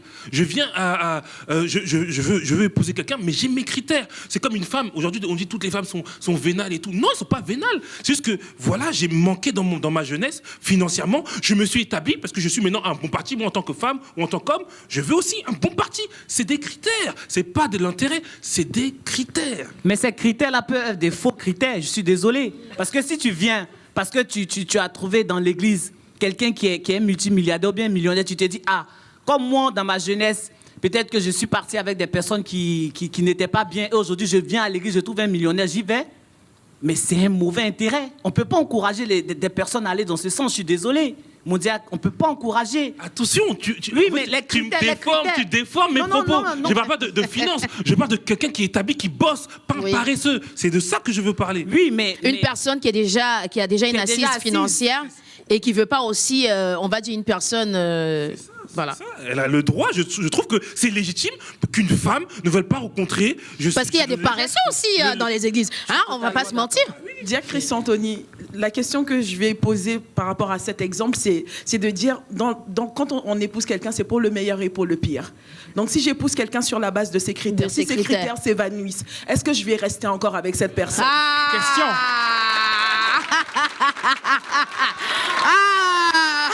On attend la réponse du diacre Chris Anthony. Ouh là là, je sens que elle a gagné le cœur du public là. C'est une très belle question. Est-ce que si j'épouse cette personne pour des critères financiers, hein, est-ce que cette personne le jouait partout? Est-ce que je serais encore là? Bien sûr. Bien sûr, pour qui? Je ne serai plus là. Bien sûr, pour répondre à sa question, elle ne sera plus là. Et au-delà de ce qu'elle a dit, la diaconesse, il y a des gens qui se marient en termes de même performance. J'ai pas envie de citer des choses ici. Non, faut citer. Non, mais de quelle performance vous parlez? En termes de performance sexuelle. Moi, parce que celui-là, lorsqu'on s'est truc, c'était bien. Et aujourd'hui, à un moment, on se rend compte que le monsieur, ça fonctionne plus. Ou bien là, comment vous allez faire? Donc, il faut faire attention aux critères qu'on choisit. C'est pour ça qu'il faut mettre la spiritualité et prendre les bons critères. Vous voyez, c'est pour ça qu'il y a des femmes qui sont malheureuses ou des hommes qui sont malheureux. Non, elle ne peut pas être malheureuse. Mais je suis désolé. Je suis désolé, mon diacre. Je suis désolé. Regardez, il y a des maris, il y a des femmes qui viennent, ils ont des critères. Ils prennent l'homme qui a les critères qui correspondent à leurs critères. Ok, ils y vont. Des fois, ça se casse. Le frère perd son emploi. Mais la sœur a eu le temps d'être enseignée des fois à l'église. Elle a eu le temps de recevoir l'enseignement et de relever son mari. Elle a eu le temps, celui qui est impuissant derrière. Mais Dieu peut faire un miracle. Elle va le savoir grâce au message qu'elle va recevoir. Mais il faut le dire aussi, là aussi, il faut dire que si le monsieur il prend des critères ou la femme prend des critères, si ces critères-là après ont été balayés, il faut avoir le courage de dire ces critères-là peuvent ne pas rester. Oui. Attendez, il y a l'évangéliste qui veut intervenir. Je suis désolé. Généralement, ces critères-là, c'est des mauvais critères. Diacre Chris Anthony, il ne faut pas se mentir. Et pourquoi ce sont des mauvais critères? Une jeune femme qui vient à l'église, qui voit un évangéliste, qui voit un pasteur, qui voit un prédicateur. Généralement, la plupart des prédicateurs, ils sont beaux, ils sont charismatiques. Ou peut-être le micro les rend beaux. Ou le micro les rend beaux, ça dépend. Dans tous les cas, ça dépend. Voilà. Donc cette dame, elle se voit en tant qu'épouse de ce monsieur. Elle se voit à ses côtés. Et généralement, qu'est-ce que les gens y cherchent? Je suis désolé de parler des femmes toujours, mais elles cherchent la gloire et le pouvoir. La gloire et le pouvoir. That's true. Donc, généralement, ces critères-là, ce sont des critères qui ne sont pas motivés par Dieu. C'est ça. Et comme ils l'ont dit, quand ces critères vont finir par s'évanouir avec le temps, parce que je suis d'accord avec vous, hein, on a de bonnes apparences physiques, on est bien fortuné, excusez-moi du terme, hein, souvent... D'autres, ils cherchent des femmes, excusez-moi, bien, avec des formes guitare bien foutues. Mais excusez-moi. Je me permets de le dire. Parce qu'il faut qu'on comprenne beaucoup. Attendez. Voilà. Non, je termine, s'il vous plaît. Oui. Et quand, par exemple, on voit aujourd'hui des personnes avec des bustes assez relevés qui regardent en haut, comme on nous dit, ces bustes vont finir par regarder en bas. Quand on est des femmes, qu'on cherche des hommes avec des tablettes de chocolat, mais les tablettes de chocolat vont finir en fondant de chocolat. Qu'est-ce qu'on fait, monsieur? Qu'est-ce qu'on fait? Ah, là, le débat est ouvert. Hein? Je crois qu'on pourra continuer ainsi jusqu'à demain matin. Mais juste avant de te donner la parole, Diacre Chris Anthony, je crois qu'il y a la diaconesse qui voulait intervenir. En fait, ou on te laisse, vas-y. Je pense qu'on ne se comprend pas. Aujourd'hui, il y a des... Diacre Chris Anthony, j'espère que tu ne changes pas de camp. Aujourd'hui... Non, mais je pense qu'on se comprend pas parce qu'aujourd'hui, il y a des femmes et il y a des hommes qui souffrent. Dans le sens où ils ont pris... Il y a des hommes qui prennent des femmes ou des hommes, ou des femmes qui prennent des hommes qui n'ont pas, on va dire, je dirais, leurs critères. Dans le sens où il y a des femmes, elles ont pris des hommes. Elles se sont mariées. L'homme est paresseux. Aujourd'hui, elle méprise son mari. Pas parce que son mari est mauvais à la base, mais il est paresseux. Et aujourd'hui, si elle avait pris quelqu'un qui était comme elle, comme ses critères à la base, Exactement. un mec établi qui bossait, Exactement. au final, elle ne serait pas dans un mariage qui, aujourd'hui, n'a ni queue ni tête. Ouais. Pareil pour l'homme. Il y a des hommes qui prennent des femmes qui ne travaillent pas, qui n'ont pas fait d'études. Et aujourd'hui, ces femmes-là, désolé, un homme, Non, le cœur de l'homme est mauvais. j'irais même plus loin. Il y a des hommes qui refusent que leur femme travaille C'est et ça. après ils viennent se plaindre. Et après, ils viennent se plaindre et ils méprisent leurs femmes. Mais mes sœurs, faites des études, allez loin dans la vie. Parce que Allez loin dans la vie, exactement. Oui, ma diaconesse. Je suis désolée, en fait, pour moi, c'est un peu un faux débat de parler de... Il y a tellement de critères. Si on part sur la paresse, non, il faut prendre un homme qui n'est pas paresseux. Oui, je suis d'accord. Mais la première chose, c'est l'amour. Parce que par amour, tu peux en fait laisser de côté ta paresse et te battre. C'est ça. Moi, j'ai entendu notre pasteur parler de matin où il avait du mal à se lever, mais parce qu'il regardait sa femme et ses enfants se battaient. Exactement. Christ nous a aimés, il s'est battu. C'était pas agréable pour lui, la croix. C'était pas agréable pour lui de descendre, de tout perdre pour nous, mais il l'a fait. Cet homme qui est paresseux, pour moi, il ne l'aime pas. C'est tout. Pour moi, la base, c'est l'amour. Non, voilà. Le bon parti sur l'aspect des hommes et des femmes, c'est bien, mais on sait très bien que souvent, il y a des gens qui se marient par rapport à la réduction de tout ce qu'on appelle impôts. Oui. On est en France. Voilà, on se marie, on va faire 2-3 enfants, on va pas payer trop de charges. Mais à ce niveau-là, comment est-ce que, mon Jack, tu pourrais réagir face à ça?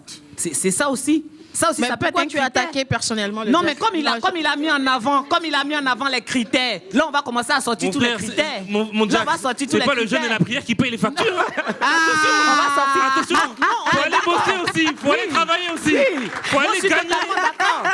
Je suis totalement d'accord. Et nous, on est passé d'une éducation où on est des hommes qui travaillent. Ça, il n'y a Oui. pas de souci. Moi, je suis totalement d'accord et totalement transparent là-dessus. On a besoin des hommes et des femmes qui travaillent. Mais je Exactement. dis que si on doit sortir les critères, on va tous les sortir. Les Oui. critères des impôts et tout ce que tu as cité, ce sont des critères. Et à partir du moment où on n'arrive pas à faire face à ces critères-là, ben, finalement, le mariage, on va aller dans une sorte de déchéance. Moi, c'est ça aussi que je dis. Donc, les critères, oui, mais il faut prendre d'abord l'aspect spirituel. Pour nous, faut prendre le temps de prier. Voilà, je rejoins la diaconesse Wendy là-dessus, parce que l'aspect spirituel est fondamental, c'est la base. C'est la base pour réussir le mariage et tous les éléments connexes vont venir après. Mais c'est important de prendre ces critères-là sur l'aspect spirituel. Effectivement, c'est vrai qu'il y a des critères dans le monde, on ne va pas se cacher. Mais il est important aussi d'être spirituel, pas non plus trop spirituel, parce qu'il y a beaucoup de chrétiens qui cachent aussi leur paresse dans l'excès de spiritualité. Par exemple, des gens qui disent « Dieu m'a appelé à plein temps », c'est un petit clin d'œil que je le fais. Il m'a appelé à plein temps, donc je m'assois, je ne travaille pas. Chérie, va bosser, moi je prie toute la journée. Mais lève-toi, bouge-toi aussi, c'est important. Parce qu'après, on pousse aussi nos femmes, nos enfants à avoir la haine contre Dieu. Parce que si je ne vois pas papa travailler, c'est un peu compliqué. Mais ça fera l'objet d'un autre débat peut-être. Mais aujourd'hui, pour revenir un petit peu dans ce choix du bon parti, on ne va pas se cacher que on voit aujourd'hui dans notre différentes assemblées que beaucoup de gens, comme l'a dit l'évangéliste, beaucoup de gens viennent dans des églises parce qu'ils cherchent une position. Quand ils voient un jeune homme, un frère qui est dynamique, qui sert Dieu auprès du pasteur, tout de suite, il faut que je sois madame, je sais pas, madame diacre, maman diacre, comme on appelle dans les églises, hein, ou la femme de l'évangéliste, ou la femme et tout. Mais il y a une différence, selon moi, entre marier une personne et épouser une personne. Vous allez m'excuser, mais la vie maritale, c'est très, très bien. On est à la maison, on se fait à manger, on se fait des repas, on se fait des voyages, c'est très intéressant. Mais épouser une personne, c'est encore mieux. C'est carrément beaucoup plus profond que ça. Pourquoi?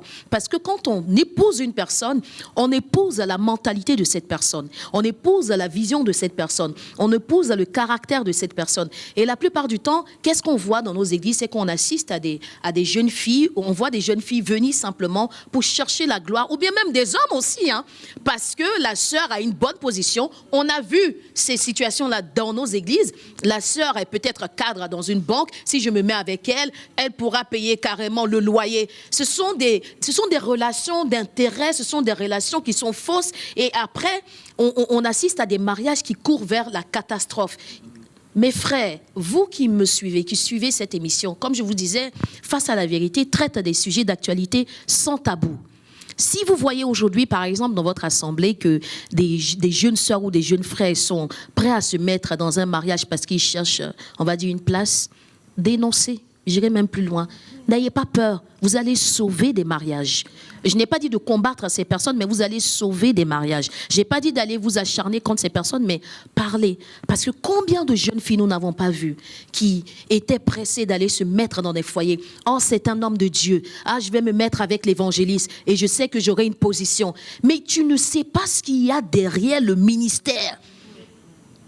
Tu ne sais pas ce qu'il y a derrière le ministère. Tu te mets avec un homme de Dieu qui a une telle responsabilité alors que toi-même, tu n'as même pas une vie de prière. Tu es une aide, tu es censé être une aide. Et au lieu d'aider cette personne, tu viens contribuer à la chute, on va dire spirituelle, de cet homme de Dieu ou de cette femme de Dieu.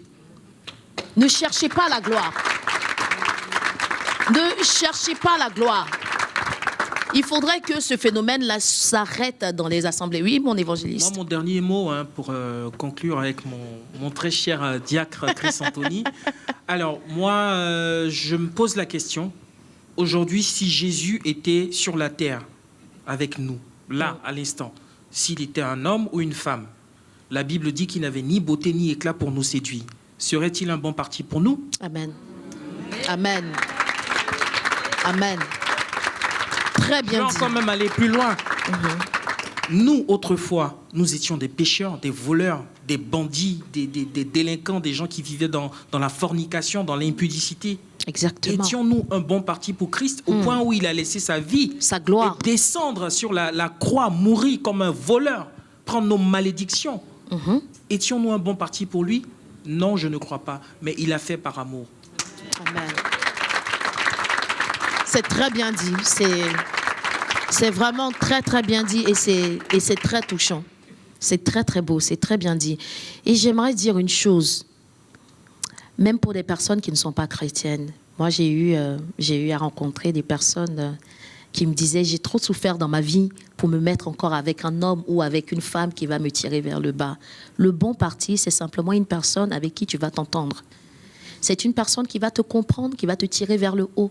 Le bon parti, c'est pas cet homme qui a eu un bac plus 5 ou cette femme qui a eu un bac plus 7. Le bon parti, c'est une personne qui va t'aimer pour ce que tu es, justement, et non pour ce que tu as. Donc, peut-être que tu as rencontré quelqu'un qui n'est certes pas nanti pour l'instant. Moi, je me souviens que quand je me suis mise avec mon mari à l'époque, on nous disait, mais vous allez vivre d'amour et d'eau fraîche, parce que vous n'avez rien, vous n'avez que, vous êtes en train d'étudier. Et je le disais comme ça dans la rigolade, mais l'eau, c'est le Saint-Esprit. Or, pourtant, sans me rendre compte, j'étais en train de prophétiser. Ben, effectivement, comme on dit dans le monde, dans le jargon, ce sont les deux mains qui se lavent. Tu peux rencontrer quelqu'un, peut-être qui n'est pas riche au début, et puis vous allez grandir ensemble avec le Seigneur. Et le Seigneur, voyant votre sincérité l'un envers l'autre, va vous faire. Et maintenant, ben oui, parce que c'est une émission qui est ouverte à tous. C'est une émission qui est ouverte à tous.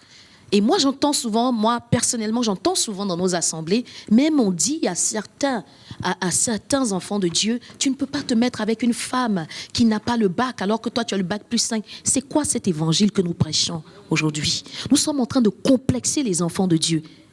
Le Jésus que vous priez, Jésus avait-il un bac plus 5? Mais il était le plus intelligent. Arrêtons de complexer les gens. Attention, je ne suis pas en train de dire qu'il ne faut pas aller à l'école, il ne faut pas se cultiver. L'école n'est pas forcément la voie de réussite pour tous. Peut-être que tu n'as pas cette chance dans les études. Dans ce cas, cherche à entreprendre, cherche à faire autre chose.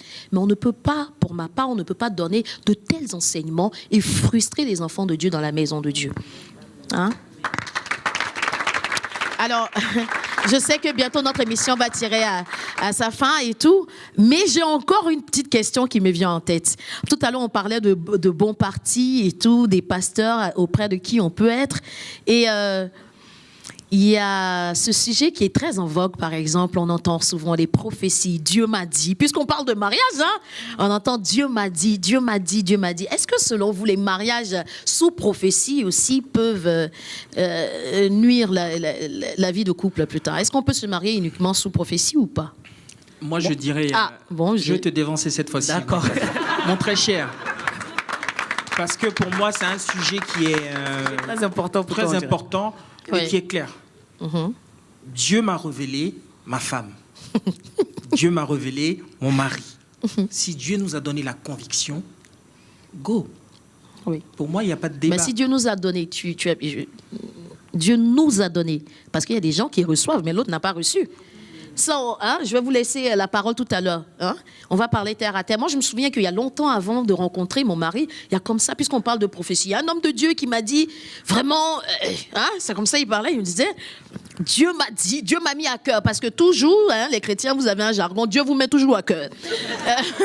Il m'a dit, Dieu m'a mis à cœur que tu es ma femme. Dieu m'a révélé. Moi, je lui ai dit, oui, Dieu t'a mis à cœur, mais Dieu aussi ne m'a pas mis à cœur. Donc, pour l'instant, tu n'es pas mon mari. Heureusement que Dieu m'a fait grâce, je priais, j'ai eu le discernement. Mais selon vous, ceux qui n'ont pas le discernement, on fait quoi? Dieu a parlé, je reçois la prophétie, je me marie? Non, je crois que le diacre Alain voulait parler d'abord. D'accord.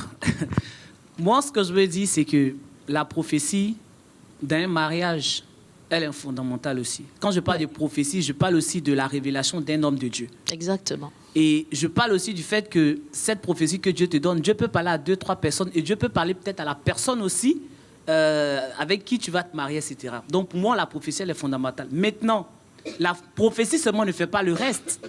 C'est pas parce que Dieu t'a donné une prophétie ou un homme de Dieu t'a donné une prophétie que le mariage est gagné. Non. Exactement. Et c'est pas à cet instant-là qu'il faut tout de suite aller dans le mariage. Il faut prendre le temps, et on revient au premier sujet qu'on disait, prendre le temps de voir le comportement de la personne, de prier avec la personne. Tout à l'heure, on disait qu'avec le pasteur, vous avez fait 7 ans de fiançailles. Waouh! Oui. C'est un record. Mais je ne dis pas à tout le monde d'aller faire 7 ans. Je pense que ce n'est pas possible. Dans le siècle d'aujourd'hui, c'est très difficile, on va dire. Voilà, moi, je parle d'un cas concret, 7 ans. Mais oui, effectivement, on ne dit pas aux gens de faire 7 ans, mais ça veut dire que vous avez pris le temps de prier, de voir des choses, de voir les caractères se matcher, etc. Il y a beaucoup de choses. Mais lorsque tout ça n'est pas fait, on rentre dans le mariage, c'est difficile. On a parlé tout à l'heure des blessures. Les thèmes sont liés, on a parlé des blessures. Donc, pendant ce temps-là de prière, Dieu même va révéler les blessures, va révéler les problèmes chez son mari ou chez sa femme pour que vous puissiez guérir ensemble et aller dans le mariage. À partir du moment où ça c'est bien fait, donc pour moi, et je vais conclure là, je vais sortir là-dessus, c'est bien, la prophétie elle est bien, il n'y a pas de problème. Je suis OK pour les prophéties, mais la prophétie seulement ne suffit pas. Voilà. Et toi, Madia Connaisse? Moi, je suis désolée, je vais un peu dénoncer un comportement parce que c'est un comportement qui peut vite nous faire grincer des dents. C'est que lorsqu'on arrive à l'église, c'est vrai, on se soumet à une autorité. Mais Dieu nous a aussi donné le discernement. Et on doit prier pour savoir si celui qui est devant nous est vraiment de Dieu. Exactement. Mais il y a un comportement, il y a une maladie dont souffrent les chrétiens. C'est la maladie de « je ne veux pas être responsable de ma vie, je ne veux pas décider de moi-même. Décide pour moi, comme ça, si ça ne marche pas, je sais que c'est ta faute. » Et on devient des assistés spirituels. Waouh, bien dit, hein? Et on devient très bien dit. Donc, en gros, on rejette un petit peu la responsabilité sur le pasteur. Bien non, sûr. mais si mon mariage ne fonctionne pas, c'est à cause du pasteur. C'est lui qui a choisi ma femme, c'est lui qui a choisi mon mari. Et comme ça, on se dédouane de la responsabilité. Mais en même temps, c'est pas avec le pasteur que tu vivras aussi. C'est tout à fait ça. Donc, quelque part... Et demain, tu te réveilles et cet homme te bat. C'est pas le prophète qui prend les coups à ta place. Tu dois te coucher dans le lit avec cette femme. Et c'est pas le prophète, la prophétesse qui va, ou l'évangéliste qui va venir accomplir le devoir conjugal. C'est toi. Ouais. C'est pas toi, mon évangéliste. Et désolé, juste pour dénoncer un deuxième élément qui moi, me vient à l'esprit maintenant, c'est les arnaques dans les églises, les scams. Les scams, oui, ce sont des arnaques. Les arnaques à l'église. Oui. Donc, j'ai mon protocole de sécurité qui est dehors, qui guette les voitures, les grosses voitures qui arrivent. Donc, un homme rentre, je vois qu'il a son Rolex, il a les signes extérieurs de richesse. Donc, ce que je vais faire, c'est que je vais prophétiser sur lui et je vais lui donner ma bonne petite. Comme ça, j'ai 10% de son salaire garanti tous les mois. Ah, d'accord. La Bible dit d'éprouver les esprits. Ne soyons pas non plus... Mais ce sont des choses qui existent, malheureusement, ce sont des choses qui existent. Malheureusement, ça existe. Mais moi, je reviens sur mon intervention tout à l'heure. Pour moi, je dis, si Dieu parle, je connais un couple de serviteurs de Dieu à qui Dieu s'est révélé puissamment. La prophétie, c'est la parole de Dieu. C'est le message de Dieu. Dieu s'est révélé aux serviteurs de Dieu clairement, avec une certaine conviction. Il a accepté la prophétie. Dieu également s'est révélé à son épouse. Elle a accepté la prophétie. Aujourd'hui, ils sont bénis. Oui. Ils sont bénis, ils ont une grande église, ils sont bénis. Oui. Donc pour moi, la prophétie, c'est la parole. fondation. Ouais. Il faut l'accepter. Mais est-ce pour autant que tous les couples doivent... Oui. On suit. Oui, mais est-ce pour autant que tous les couples doivent être mariés sous prophétie? Parce qu'en général, les prophètes, excusez-moi, qui reçoivent souvent des révélations eux-mêmes, hein? Et souvent ils sont mal mariés aussi. Souvent, c'est dangereux criminels, ils savent qui est vulnérable. Non, mais c'est vrai. Ils savent qui est vulnérable. Non, mais c'est vrai. Non, mais c'est criminel. C'est dangereux criminel. C'est criminel. Parce qu'en fait, des fois, les gens savent détecter quelle femme est vulnérable. Exactement. Quel homme est vulnérable. Ben oui. Et ils viennent. Moi, il y avait une sœur. Ça se passait mal dans son mariage. Je me dis, mais pourquoi tu t'es mariée? Elle me disait, mais en fait, comme j'ai échoué dans mon passé, dans mes relations passées, il y a un frère qui est venu. Il m'a dit, Dieu m'a dit, c'est toi ma femme. Et au final, elle s'est mariée. Mais parce qu'elle se dit, bon, j'ai remis à Dieu tout. Elle s'est mariée. Aujourd'hui, ça va pas. Il n'y a aucune affinité. Des fois même, il y en a, ils se marient. Ils sont toujours amoureux de leur ex. Mais juste parce que Dieu m'a dit, Dieu m'a dit. Et au final, ils se marient. Elle a prié. Elle a prié. Non, mais elle a prié. Mais des fois, c'est la vulnérabilité qui te pousse à croire que c'est ça. Parce qu'on t'a donné une prophétie. C'est ça. Et tu peux même faire des rêves des fois où tu crois que c'est ça, mais c'est juste que c'est ta vulnérabilité te fait faire des rêves. Exactement. Je te dis la vérité. Et c'est criminel. C'est criminel. Désolé de te dire. C'est pour ça que je te dis la vérité. On n'est pas obligé d'avoir une prophétie pour se marier. Attends, Michelle Obama et Barack Obama, ils sont reçus une prophétie où? Mais pourtant, ils ont été présidents des États-Unis. Attends. Non, mais c'est vrai. Aujourd'hui. Non, mais là, on sort du cadre spirituel. On sort du cadre spirituel. Attention. Parce que la prophétie, c'est pour. La prophétie, c'est pour. Attendez. On va le laisser aller jusqu'au bout de ses idées après. C'est spirituel. Ok, c'est spirituel. Mais il y a des personnes, ils n'ont pas reçu de prophétie, mais ils se sont mariés, ils ont accompli leur destinée prophétique. Désolé. Exactement. Oui. Mais qu'est-ce qui nous fait dire que Obama et Michel, c'était une destinée prophétique? Souvent, ne sortons pas les mots prophétie partout. Oui, ils se sont mariés, c'était le président de la plus grande puissance mondiale, oui. Mais qu'est-ce qui prouve qu'ils se sont mariés? C'était une prophétie. On ne sait pas tous les enjeux maritaux qui étaient derrière. Voilà, il y a plein de présidents qui se marient aujourd'hui. Ils sont présidents de la République. Il y a plein d'enjeux qui sont derrière. On sait qu'il y a des enjeux économiques, des enjeux financiers, il y a des positionnements du pays. Là, on ne va pas rentrer dans ces détails. Mais ce que je dis, la prophétie, oui, mais elle seulement, elle ne suffit pas. Voilà. Très, très bien dit. Oui, la prophétie, oui. Mais la prophétie seule ne suffit pas parce que, comme il a dit tout à l'heure, c'est pas avec le prophète que tu vivras. Donc, pour ceux, par exemple, qui croient en Dieu, qui sont chrétiens, si vous avez reçu une prophétie, allez prier et demandez à Dieu de vous convaincre, de vous parler. Il y a deux cas. Moi, pour ma part, je crois au mariage sous prophétie. Je crois au mariage, je dirais, sous une révélation. Parce que ça a été mon cas, par exemple. Moi, dans mon jeune âge, Dieu s'est révélé à moi, me parlant de mon mari, mais je n'ai pas fait le pas vers lui, parce que je suis une femme. Il faut bien sûr qu'il fasse le pas vers moi. Donc, j'ai prié. J'ai demandé à Dieu, si c'est toi qui parles, parle à cet homme. Donc, Dieu s'est révélé aussi à mon mari, et c'est lui qui a fait le pas vers moi. Donc, je dirais que les mariages sous révélation... Ça ressemble un peu au témoignage que j'ai donné. Hein. Ben, exactement. Donc, c'est pour ça que je me suis permise de rebondir là-dessus. C'est bizarre. Oui, c'est bizarre. C'est bien. Voilà. C'est pour ça que justement, ça m'a poussé à rebondir là-dessus pour encourager aussi ceux qui reçoivent des révélations. Ah, j'ai vu, même il y a des gens qui ne sont pas chrétiens qui font des rêves prémonitoires et qui se réalisent. J'ai rêvé que je me suis mariée avec un tel et tout, il était comme ça. J'ai une amie, effectivement, son rêve s'est réalisé et voilà, Dieu parle tantôt d'une manière, tantôt d'une autre. Mais en général, sans vouloir te couper, mais en général, quand Dieu va te donner ce genre de révélation, c'est pas parce que tu es le nouveau Jésus-Christ ou tu es la nouvelle Marie, la mère de Jésus, c'est parce que Dieu sait ce que tu vas endurer plus tard comme épreuve. Donc, quelque part, la prophétie ou la révélation qui t'est donnée en amont, c'est pour te fortifier en avance par rapport aux épreuves, par rapport aux difficultés que tu vas traverser. Comme ça, quand il va arriver un temps de doute, quand tu seras tenté de dire non, je renonce, j'abandonne, il n'est pas fait pour moi, elle n'est pas faite pour moi, Dieu te dira, souviens-toi de ce que je t'ai montré. Donc, le mariage sous prophétie, ça peut exister. Ça peut exister, mais je tiens à préciser, ce n'est pas parce qu'un homme de Dieu te donne une prophétie que tout de suite tu prends ta robe, tu vas dans un magasin, tu achètes, tu viens te marier. Parce que Dieu met des sentiments aussi dans les cœurs. Donc, homme de Dieu, servante de Dieu, arrêtez de créer des réseaux de connexion, d'amour dans les églises. Nous sommes en train de détruire les gens sans le savoir. Oui, je ne sais pas qui voulait intervenir. Oui, je voulais juste dire, comme peut-être on est en train de partir vers la fin de l'émission, pour te dire merci aussi. Et puis pour dire merci aussi aux chroniqueurs qui étaient avec nous. C'était vraiment un bon enfant. C'est pour dire qu'on a vraiment très bon enfant. Téléspectateurs, il n'y a vraiment aucun problème. Mais c'était vraiment, voilà. Je te rassure, mon diacre Alain, il y a vraiment, c'est très bon enfant. Je vais vous laisser un petit peu un mot de dernière minute. Peut-être, avant, peut-être une question du public, hein, une toute petite question du public, peut-être pour la fin, je ne sais pas.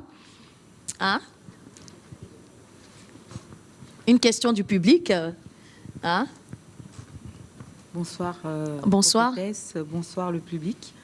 Je voulais savoir, j'ai juste en face de moi, face à la vérité. Oui. Et je voulais savoir pourquoi ce nom. Ah, ok. Très, très belle question. Je ne sais pas, j'ai envie de laisser juste le diacre Christ-Anthony répondre rapidement. Pourquoi face à la vérité pourquoi le thème de cette émission? Comme on a dit depuis le début de l'émission, c'est que beaucoup se cachent derrière des excuses, derrière un comportement, jouent un rôle. Et aujourd'hui, on a besoin... Jésus même désire que chacun soit sauvé.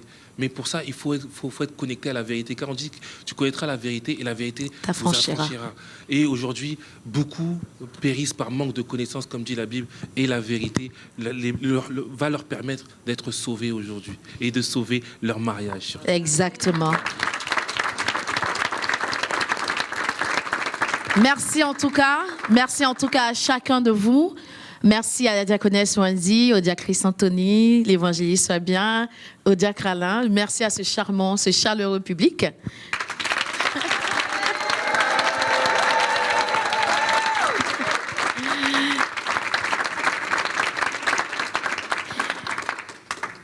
Merci à ce chaleureux public. Et puis, voilà, comme je vous disais tout à l'heure, Face à la vérité traite à des faits d'actualité. Et puis, nous avons de nombreuses surprises. Notamment, tout à l'heure, nous aurons l'occasion de découvrir le témoignage de deux charmantes personnes. Laura et Teddy, enchantées. Qui sont mariés depuis 4 ans maintenant. Ça fait combien de temps que vous vous connaissez ? Ça fait à peu près 7 ans qu'on se connaît. D'accord, 4 ans de vie maritale et 2 charmants enfants. Alors Laura, tu es office manager dans une société de la place à Paris. Et puis Teddy, tu es manager dans une entreprise de télécommunications. Exactement. Alors sans plus tarder, qu'est-ce qui vous emmène ici? Vous avez un très beau témoignage à nous partager. Est-ce que vous pouvez nous dire un petit peu comment est-ce que vous êtes connus avant rapidement? Je pense que je vais laisser Laura commencer. Honneur aux femmes. Amen. Bonjour à tous. Alors aujourd'hui, on est venu sur ce plateau pour témoigner de ce que Dieu a fait dans notre mariage et de comment on a pu justement partir d'un mariage qui était complètement détruit à un mariage aujourd'hui qui fonctionne très bien par la grâce de Dieu. Amen. Donc nous, on s'est rencontrés, donc on était chrétiens, enfin on croyait en Dieu, mais on pratiquait pas du tout. Voilà, on n'allait pas à l'église, on ne priait pas, on vivait comme un couple dans le monde normal, classique. Oui. Et du coup, on s'est connus. Moi, j'avais beaucoup de blessures. J'étais quelqu'un de très blessé. J'ai grandi qu'avec ma maman, donc je n'ai pas eu l'affection, l'amour de mon père. Mm-hmm. Et ça fait que ça a créé des traits de caractère en moi qui était assez compliqué. J'étais quelqu'un quel genre de trait de caractère? Par exemple, pour une jeune fille qui n'a pas grandi avec son père, ça développe quoi comme trait de caractère? Alors, moi, j'aimais beaucoup séduire. J'étais quelqu'un qui était constamment dans la séduction. J'avais besoin de plaire à tous les garçons que je fréquentais, clairement. D'accord. J'étais quelqu'un Merci en tout cas pour ta sincérité. T'es pas obligé.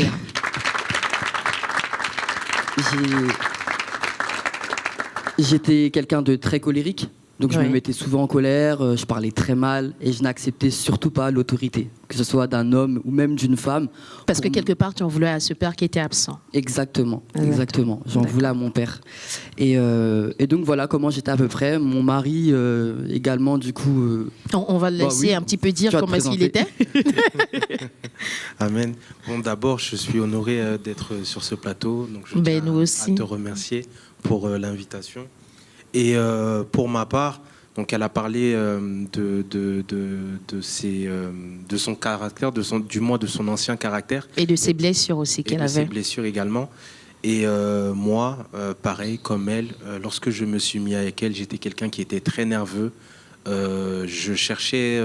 elle disait qu'elle cherchait à plaire aux hommes. Et je pense que moi aussi, je cherchais en fait à plaire aux hommes comme aux femmes. Plaire aux hommes dans la mesure où, pour me faire bien voir, j'étais prêt à faire beaucoup de choses. Donc, des bagarres, traîner avec de mauvaises personnes et faire de mauvaises choses. Et ça m'a amené en fait à faire beaucoup de mauvaises choses dans ma vie. Plaire aux femmes, dans le sens où j'aimais beaucoup la séduction, plaire aux femmes, et ça m'a amené aussi à avoir des relations avec des femmes hors mariage. Et voilà un petit peu pour décrire la personne. C'est très bien. Moi, personnellement, je tiens à vous féliciter parce que un couple qui est marié, qui a des enfants, qui s'ouvre comme ça, qui ouvre à son intimité, je ne peux que vous remercier et bénir Dieu. Alors, comment est-ce que, on va rentrer dans le vif du sujet, comment est-ce que vous êtes arrivé à l'Église Amour de Dieu et qu'est-ce qui s'est passé dans votre foyer qui a changé? Très bien. Tout d'abord, lorsqu'on est arrivé à l'Église Amour de Dieu, il y avait un climat qui a changé aujourd'hui. Donc, c'est preuve que Dieu a fait quelque chose. Donc, comment était votre foyer avant que vous arriviez? La mésentente, c'est-à-dire qu'il n'y avait plus de communication, il n'y avait même plus d'amour finalement. Je me souviens à plusieurs reprises, ma femme m'avait menacé de retourner chez elle. Moi pareil, je traînais des pieds pour rentrer à la maison, parfois je ne voulais pas rentrer. Il faut rappeler qu'on était déjà mariés, on vivait déjà ensemble et on avait déjà un enfant. Et moi, dans le passé, je faisais partie de ceux qui pensaient que j'étais capable, moi, de garder une femme avec moi, ma seule intelligence, ma seule force, ma seule sagesse, qui est faux. Et je m'en suis rendu compte par la suite. Que ça ne suffisait pas. Ça ne suffisait pas. Et par la suite, j'ai pensé que le mariage, le fait de me marier avec elle, allait sécuriser en fait notre couple. Je me suis rendu compte également que ce n'était pas le cas. Ce n'était pas ça. Donc, je me suis dit qu'un enfant allait arranger les choses et ce n'était toujours pas le cas. Waouh. Donc,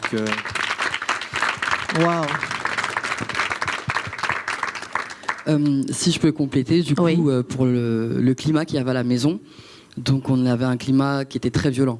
Parce que c'est vrai qu'on ne s'entendait pas, mais je tiens vraiment à appuyer sur les points. C'était de la violence constamment, violence verbale, pas forcément physique, mais c'était toujours des insultes très violentes, des paroles très blessantes. L'un envers l'autre, c'est ça. Donc pour se blesser, on se disait des choses horribles en fait, horribles. Et derrière, on n'arrivait pas à se pardonner de ces choses-là qu'on avait pu se dire. Ça, c'était avant d'arriver à l'église. Et maintenant, quand vous êtes arrivé à l'église, qu'est-ce qui s'est passé? Alors, quand on arrive à l'église, ça s'était un petit peu atténué, on va dire, parce que voilà, on commençait à entendre le message de l'amour et du pardon. Mais on ne s'était pas pardonné mutuellement. Donc du coup, il y avait toujours de la violence, malgré qu'on venait à l'église. Il y avait quand même de la violence. Malgré le fait que vous veniez tout le temps à l'église, les violences persistaient. Exactement. D'accord. Exactement. Parce que des fois, on se dit qu'on vient à l'église, qu'on est chrétien et ça va tout changer, ça va tout faire. Mais en fait, c'est faux. Enfin, nous, on venait mais si on ne fait pas d'efforts soi-même, ça ne marche pas. Nous, on venait à l'église et rien ne changeait en fait. Rien ne changeait. Il y avait toujours de la violence verbale, il y avait toujours des disputes constamment. Et un petit point aussi que j'aimerais appuyer, on est arrivé à un stade où même des relations intimes, on n'avait plus en fait. On n'avait plus de relations intimes, on n'arrivait plus à se donner de l'affection. Pourtant, je l'aimais, il m'aimait. Mais ça ne passait pas. Ça ne passait pas en fait. Dès que je voyais mon mari, ça m'énervait. Pourtant, quand il était loin, je l'aimais de tout mon cœur. Je crois que tu es en train de parler à beaucoup de femmes. Hein. Voilà. Et à beaucoup d'hommes aussi. Donc, est-ce qu'on peut essayer d'accélérer un petit peu dans le témoignage? Oui. Alors, du coup, on est arrivé à l'Église Amour de Dieu et on a entendu parler de ce message de l'amour et du pardon. Et là, on a commencé à nous parler du fait que, justement, on était des personnes très blessées et qu'on était rentrés dans un mariage sans guérir de nos blessures. Mais est-ce que vous en avez pris conscience aussi au travers des messages? Parce qu'on peut dire à une personne qu'elle est blessée, mais si elle-même n'a pas conscience, c'est compliqué. Oui, on a vraiment pris conscience en venant ici, en entendant les messages, que on se reconnaissait, on se voyait dans les messages en fait. Et on comprenait que on était blessés et qu'il fallait qu'on puisse demander à Dieu de nous guérir de nos blessures et également qu'il fallait qu'on applique le pardon dans notre mariage. Et que c'était possible en fait que Dieu restaure notre mariage, c'était possible qu'on puisse en sortir mais qu'il fallait qu'on puisse se pardonner mutuellement, en fait. Et est-ce que vous avez réussi à vous pardonner? Oui. Oui, on a réussi à se pardonner. Oui, on a vraiment réussi à se pardonner avec l'aide du Saint-Esprit, bien sûr. On a eu l'aide aussi de nos responsables à l'église, ton aide aussi, qui a été très précieuse, et l'aide du pasteur. Et on a pu communiquer ensemble, prier, se dire les choses qui nous ont blessés pour pouvoir avancer et ne plus jamais reparler de ces choses-là, justement. Mais pour être honnête avec vous, franchement, regardez un petit peu la caméra, parce que tout à l'heure, franchement, après avoir vécu autant de violences verbales, est-ce qu'il y a des gens qui se disent, moi, je ne peux plus jamais l'aimer? Est-ce qu'aujourd'hui, le fait d'avoir pardonné, ça vous a redonné de l'amour l'un envers l'autre? Essayez de peut-être parler à une personne qui est sur le point de lâcher peut-être son mari ou sa femme, peut-être. Alors, oui, c'est possible. Nous, on a vécu des choses qui étaient très compliquées, des violences verbales, même du manque de respect envers d'autres femmes, envers d'autres hommes. Et aujourd'hui, on est totalement épanouis. Aujourd'hui, on s'aime plus que jamais, comme on peut dire. On a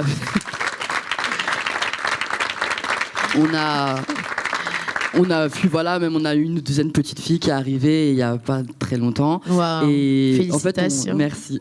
Et on vit dans le bonheur, en fait. Dieu a vraiment restauré notre mariage. Et aujourd'hui, on ne s'en veut plus du tout. Waouh. On vit dans le bonheur. Waouh, avec le pardon.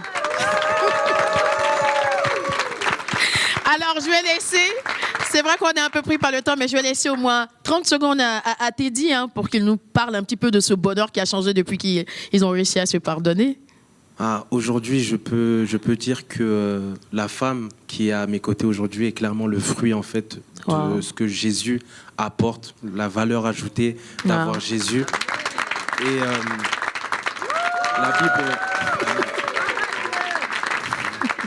la Bible dit que celui si ce n'est pas le Seigneur qui bâtit la maison, celui qui l'a bâti en vain. Et aujourd'hui, le Seigneur est au milieu. Amen. Et c'est pour ça, et c'est Dieu qui a bâti. On récolte les fruits de que Dieu vous bénisse. Laura et Teddy, que Dieu vous bénisse. Un très, très beau témoignage. Voilà, la preuve que l'amour et le pardon restaurent les foyers. Après l'amour, il y a encore le pardon. Et après le pardon, il y a l'amour. Merci. Alors, nous avons une autre question du public que nous allons prendre. Nous allons prendre une dernière question, oui. Bonjour à tous. Bonjour. Merci de prendre ma question. Alors, dans le cadre d'un mariage chrétien, alors on sait qu'il y a beaucoup de personnes aujourd'hui qui ont cette facilité de divorcer dans le monde. Mais dans le cadre d'un mariage chrétien où les deux personnes sont converties, sont chrétiennes, dans quel cas peut-on divorcer et peut-on divorcer ? Alors, c'est une très, très belle question. Dans le cadre d'un mariage chrétien, on peut divorcer s'il y a eu infidélité du côté de la femme comme du côté du mari, mais aussi s'il y a la mort qui nous sépare et qu'on est resté mariés. Et j'irai même plus loin, c'est vrai que l'infidélité, c'est quelque chose qui est très difficile, qui est très, très pesant. Christ, malgré nos infidélités, ne nous a pas divorcés. Parce que la Bible dit que nous sommes l'épouse de Christ. Donc, tous les jours que Dieu fait, nous sommes infidèles. Nous trahissons Dieu par nos mensonges, par nos méchancetés, par nos injustices. Mais il est là, il ne nous a pas encore divorcés. C'est vrai que je conseillerais à une personne qui ne peut pas pardonner, on va dire, à l'infidélité de son mari ou de sa femme, de divorcer, parce qu'il ne faudrait pas que cette amertume conduise cette personne à perdre son salut. Ce serait quand même dommage. Mais en tant qu'enfant de Dieu, moi aujourd'hui, j'aimerais encourager quelqu'un à essayer le pardon. À essayer le pardon. Dieu est capable de restaurer un foyer, même après une infidélité, même après une trahison. C'est pas ce qu'on n'a jamais vu. On l'a vu à plusieurs reprises, à maintes reprises dans nos assemblées. Et justement, je vais conclure là-dessus. Après le mariage, j'ai tendance à dire que dans le mariage, après l'amour, il y a le pardon. Et après le pardon, il y a encore l'amour, et ainsi de suite. C'est une chaîne constamment. Et quelle que soit la réalité que vous vivez, elle n'est pas du tout la vérité aujourd'hui. Peut-être que votre réalité aujourd'hui, c'est l'infidélité. Peut-être que votre réalité aujourd'hui, c'est le mensonge dans le foyer. Peut-être que votre réalité aujourd'hui, ce sont des violences, des menaces verbales. Mais cette réalité n'est pas une vérité, parce que la vérité, c'est que Jésus-Christ vous aime et Jésus-Christ est capable et veut sauver votre foyer avec son amour. avec son amour. Jésus-Christ veut sauver justement votre foyer. Le but de cette émission, ce n'est sûrement pas de porter un jugement sur une personne qui serait peut-être bien mariée ou mal mariée, mais justement, c'est d'emmener ces personnes qui traversent des moments difficiles dans leur foyer. Peut-être que votre foyer bat de l'aile aujourd'hui et vous vous posez la question, est-ce qu'il est fait pour moi? Est-ce qu'elle est faite pour moi? Peut-être que toi qui me suis en ce moment, tu es prêt même à abandonner le foyer. Ne le fais pas. Essaye juste quelque chose. Le pardon, qu'on ne prêche plus aujourd'hui dans nos églises. Le pardon change les vies. Le pardon restaure les foyers. Tu vas me dire, mais peut-être qu'il m'a trompé, je ne peux plus jamais lui pardonner.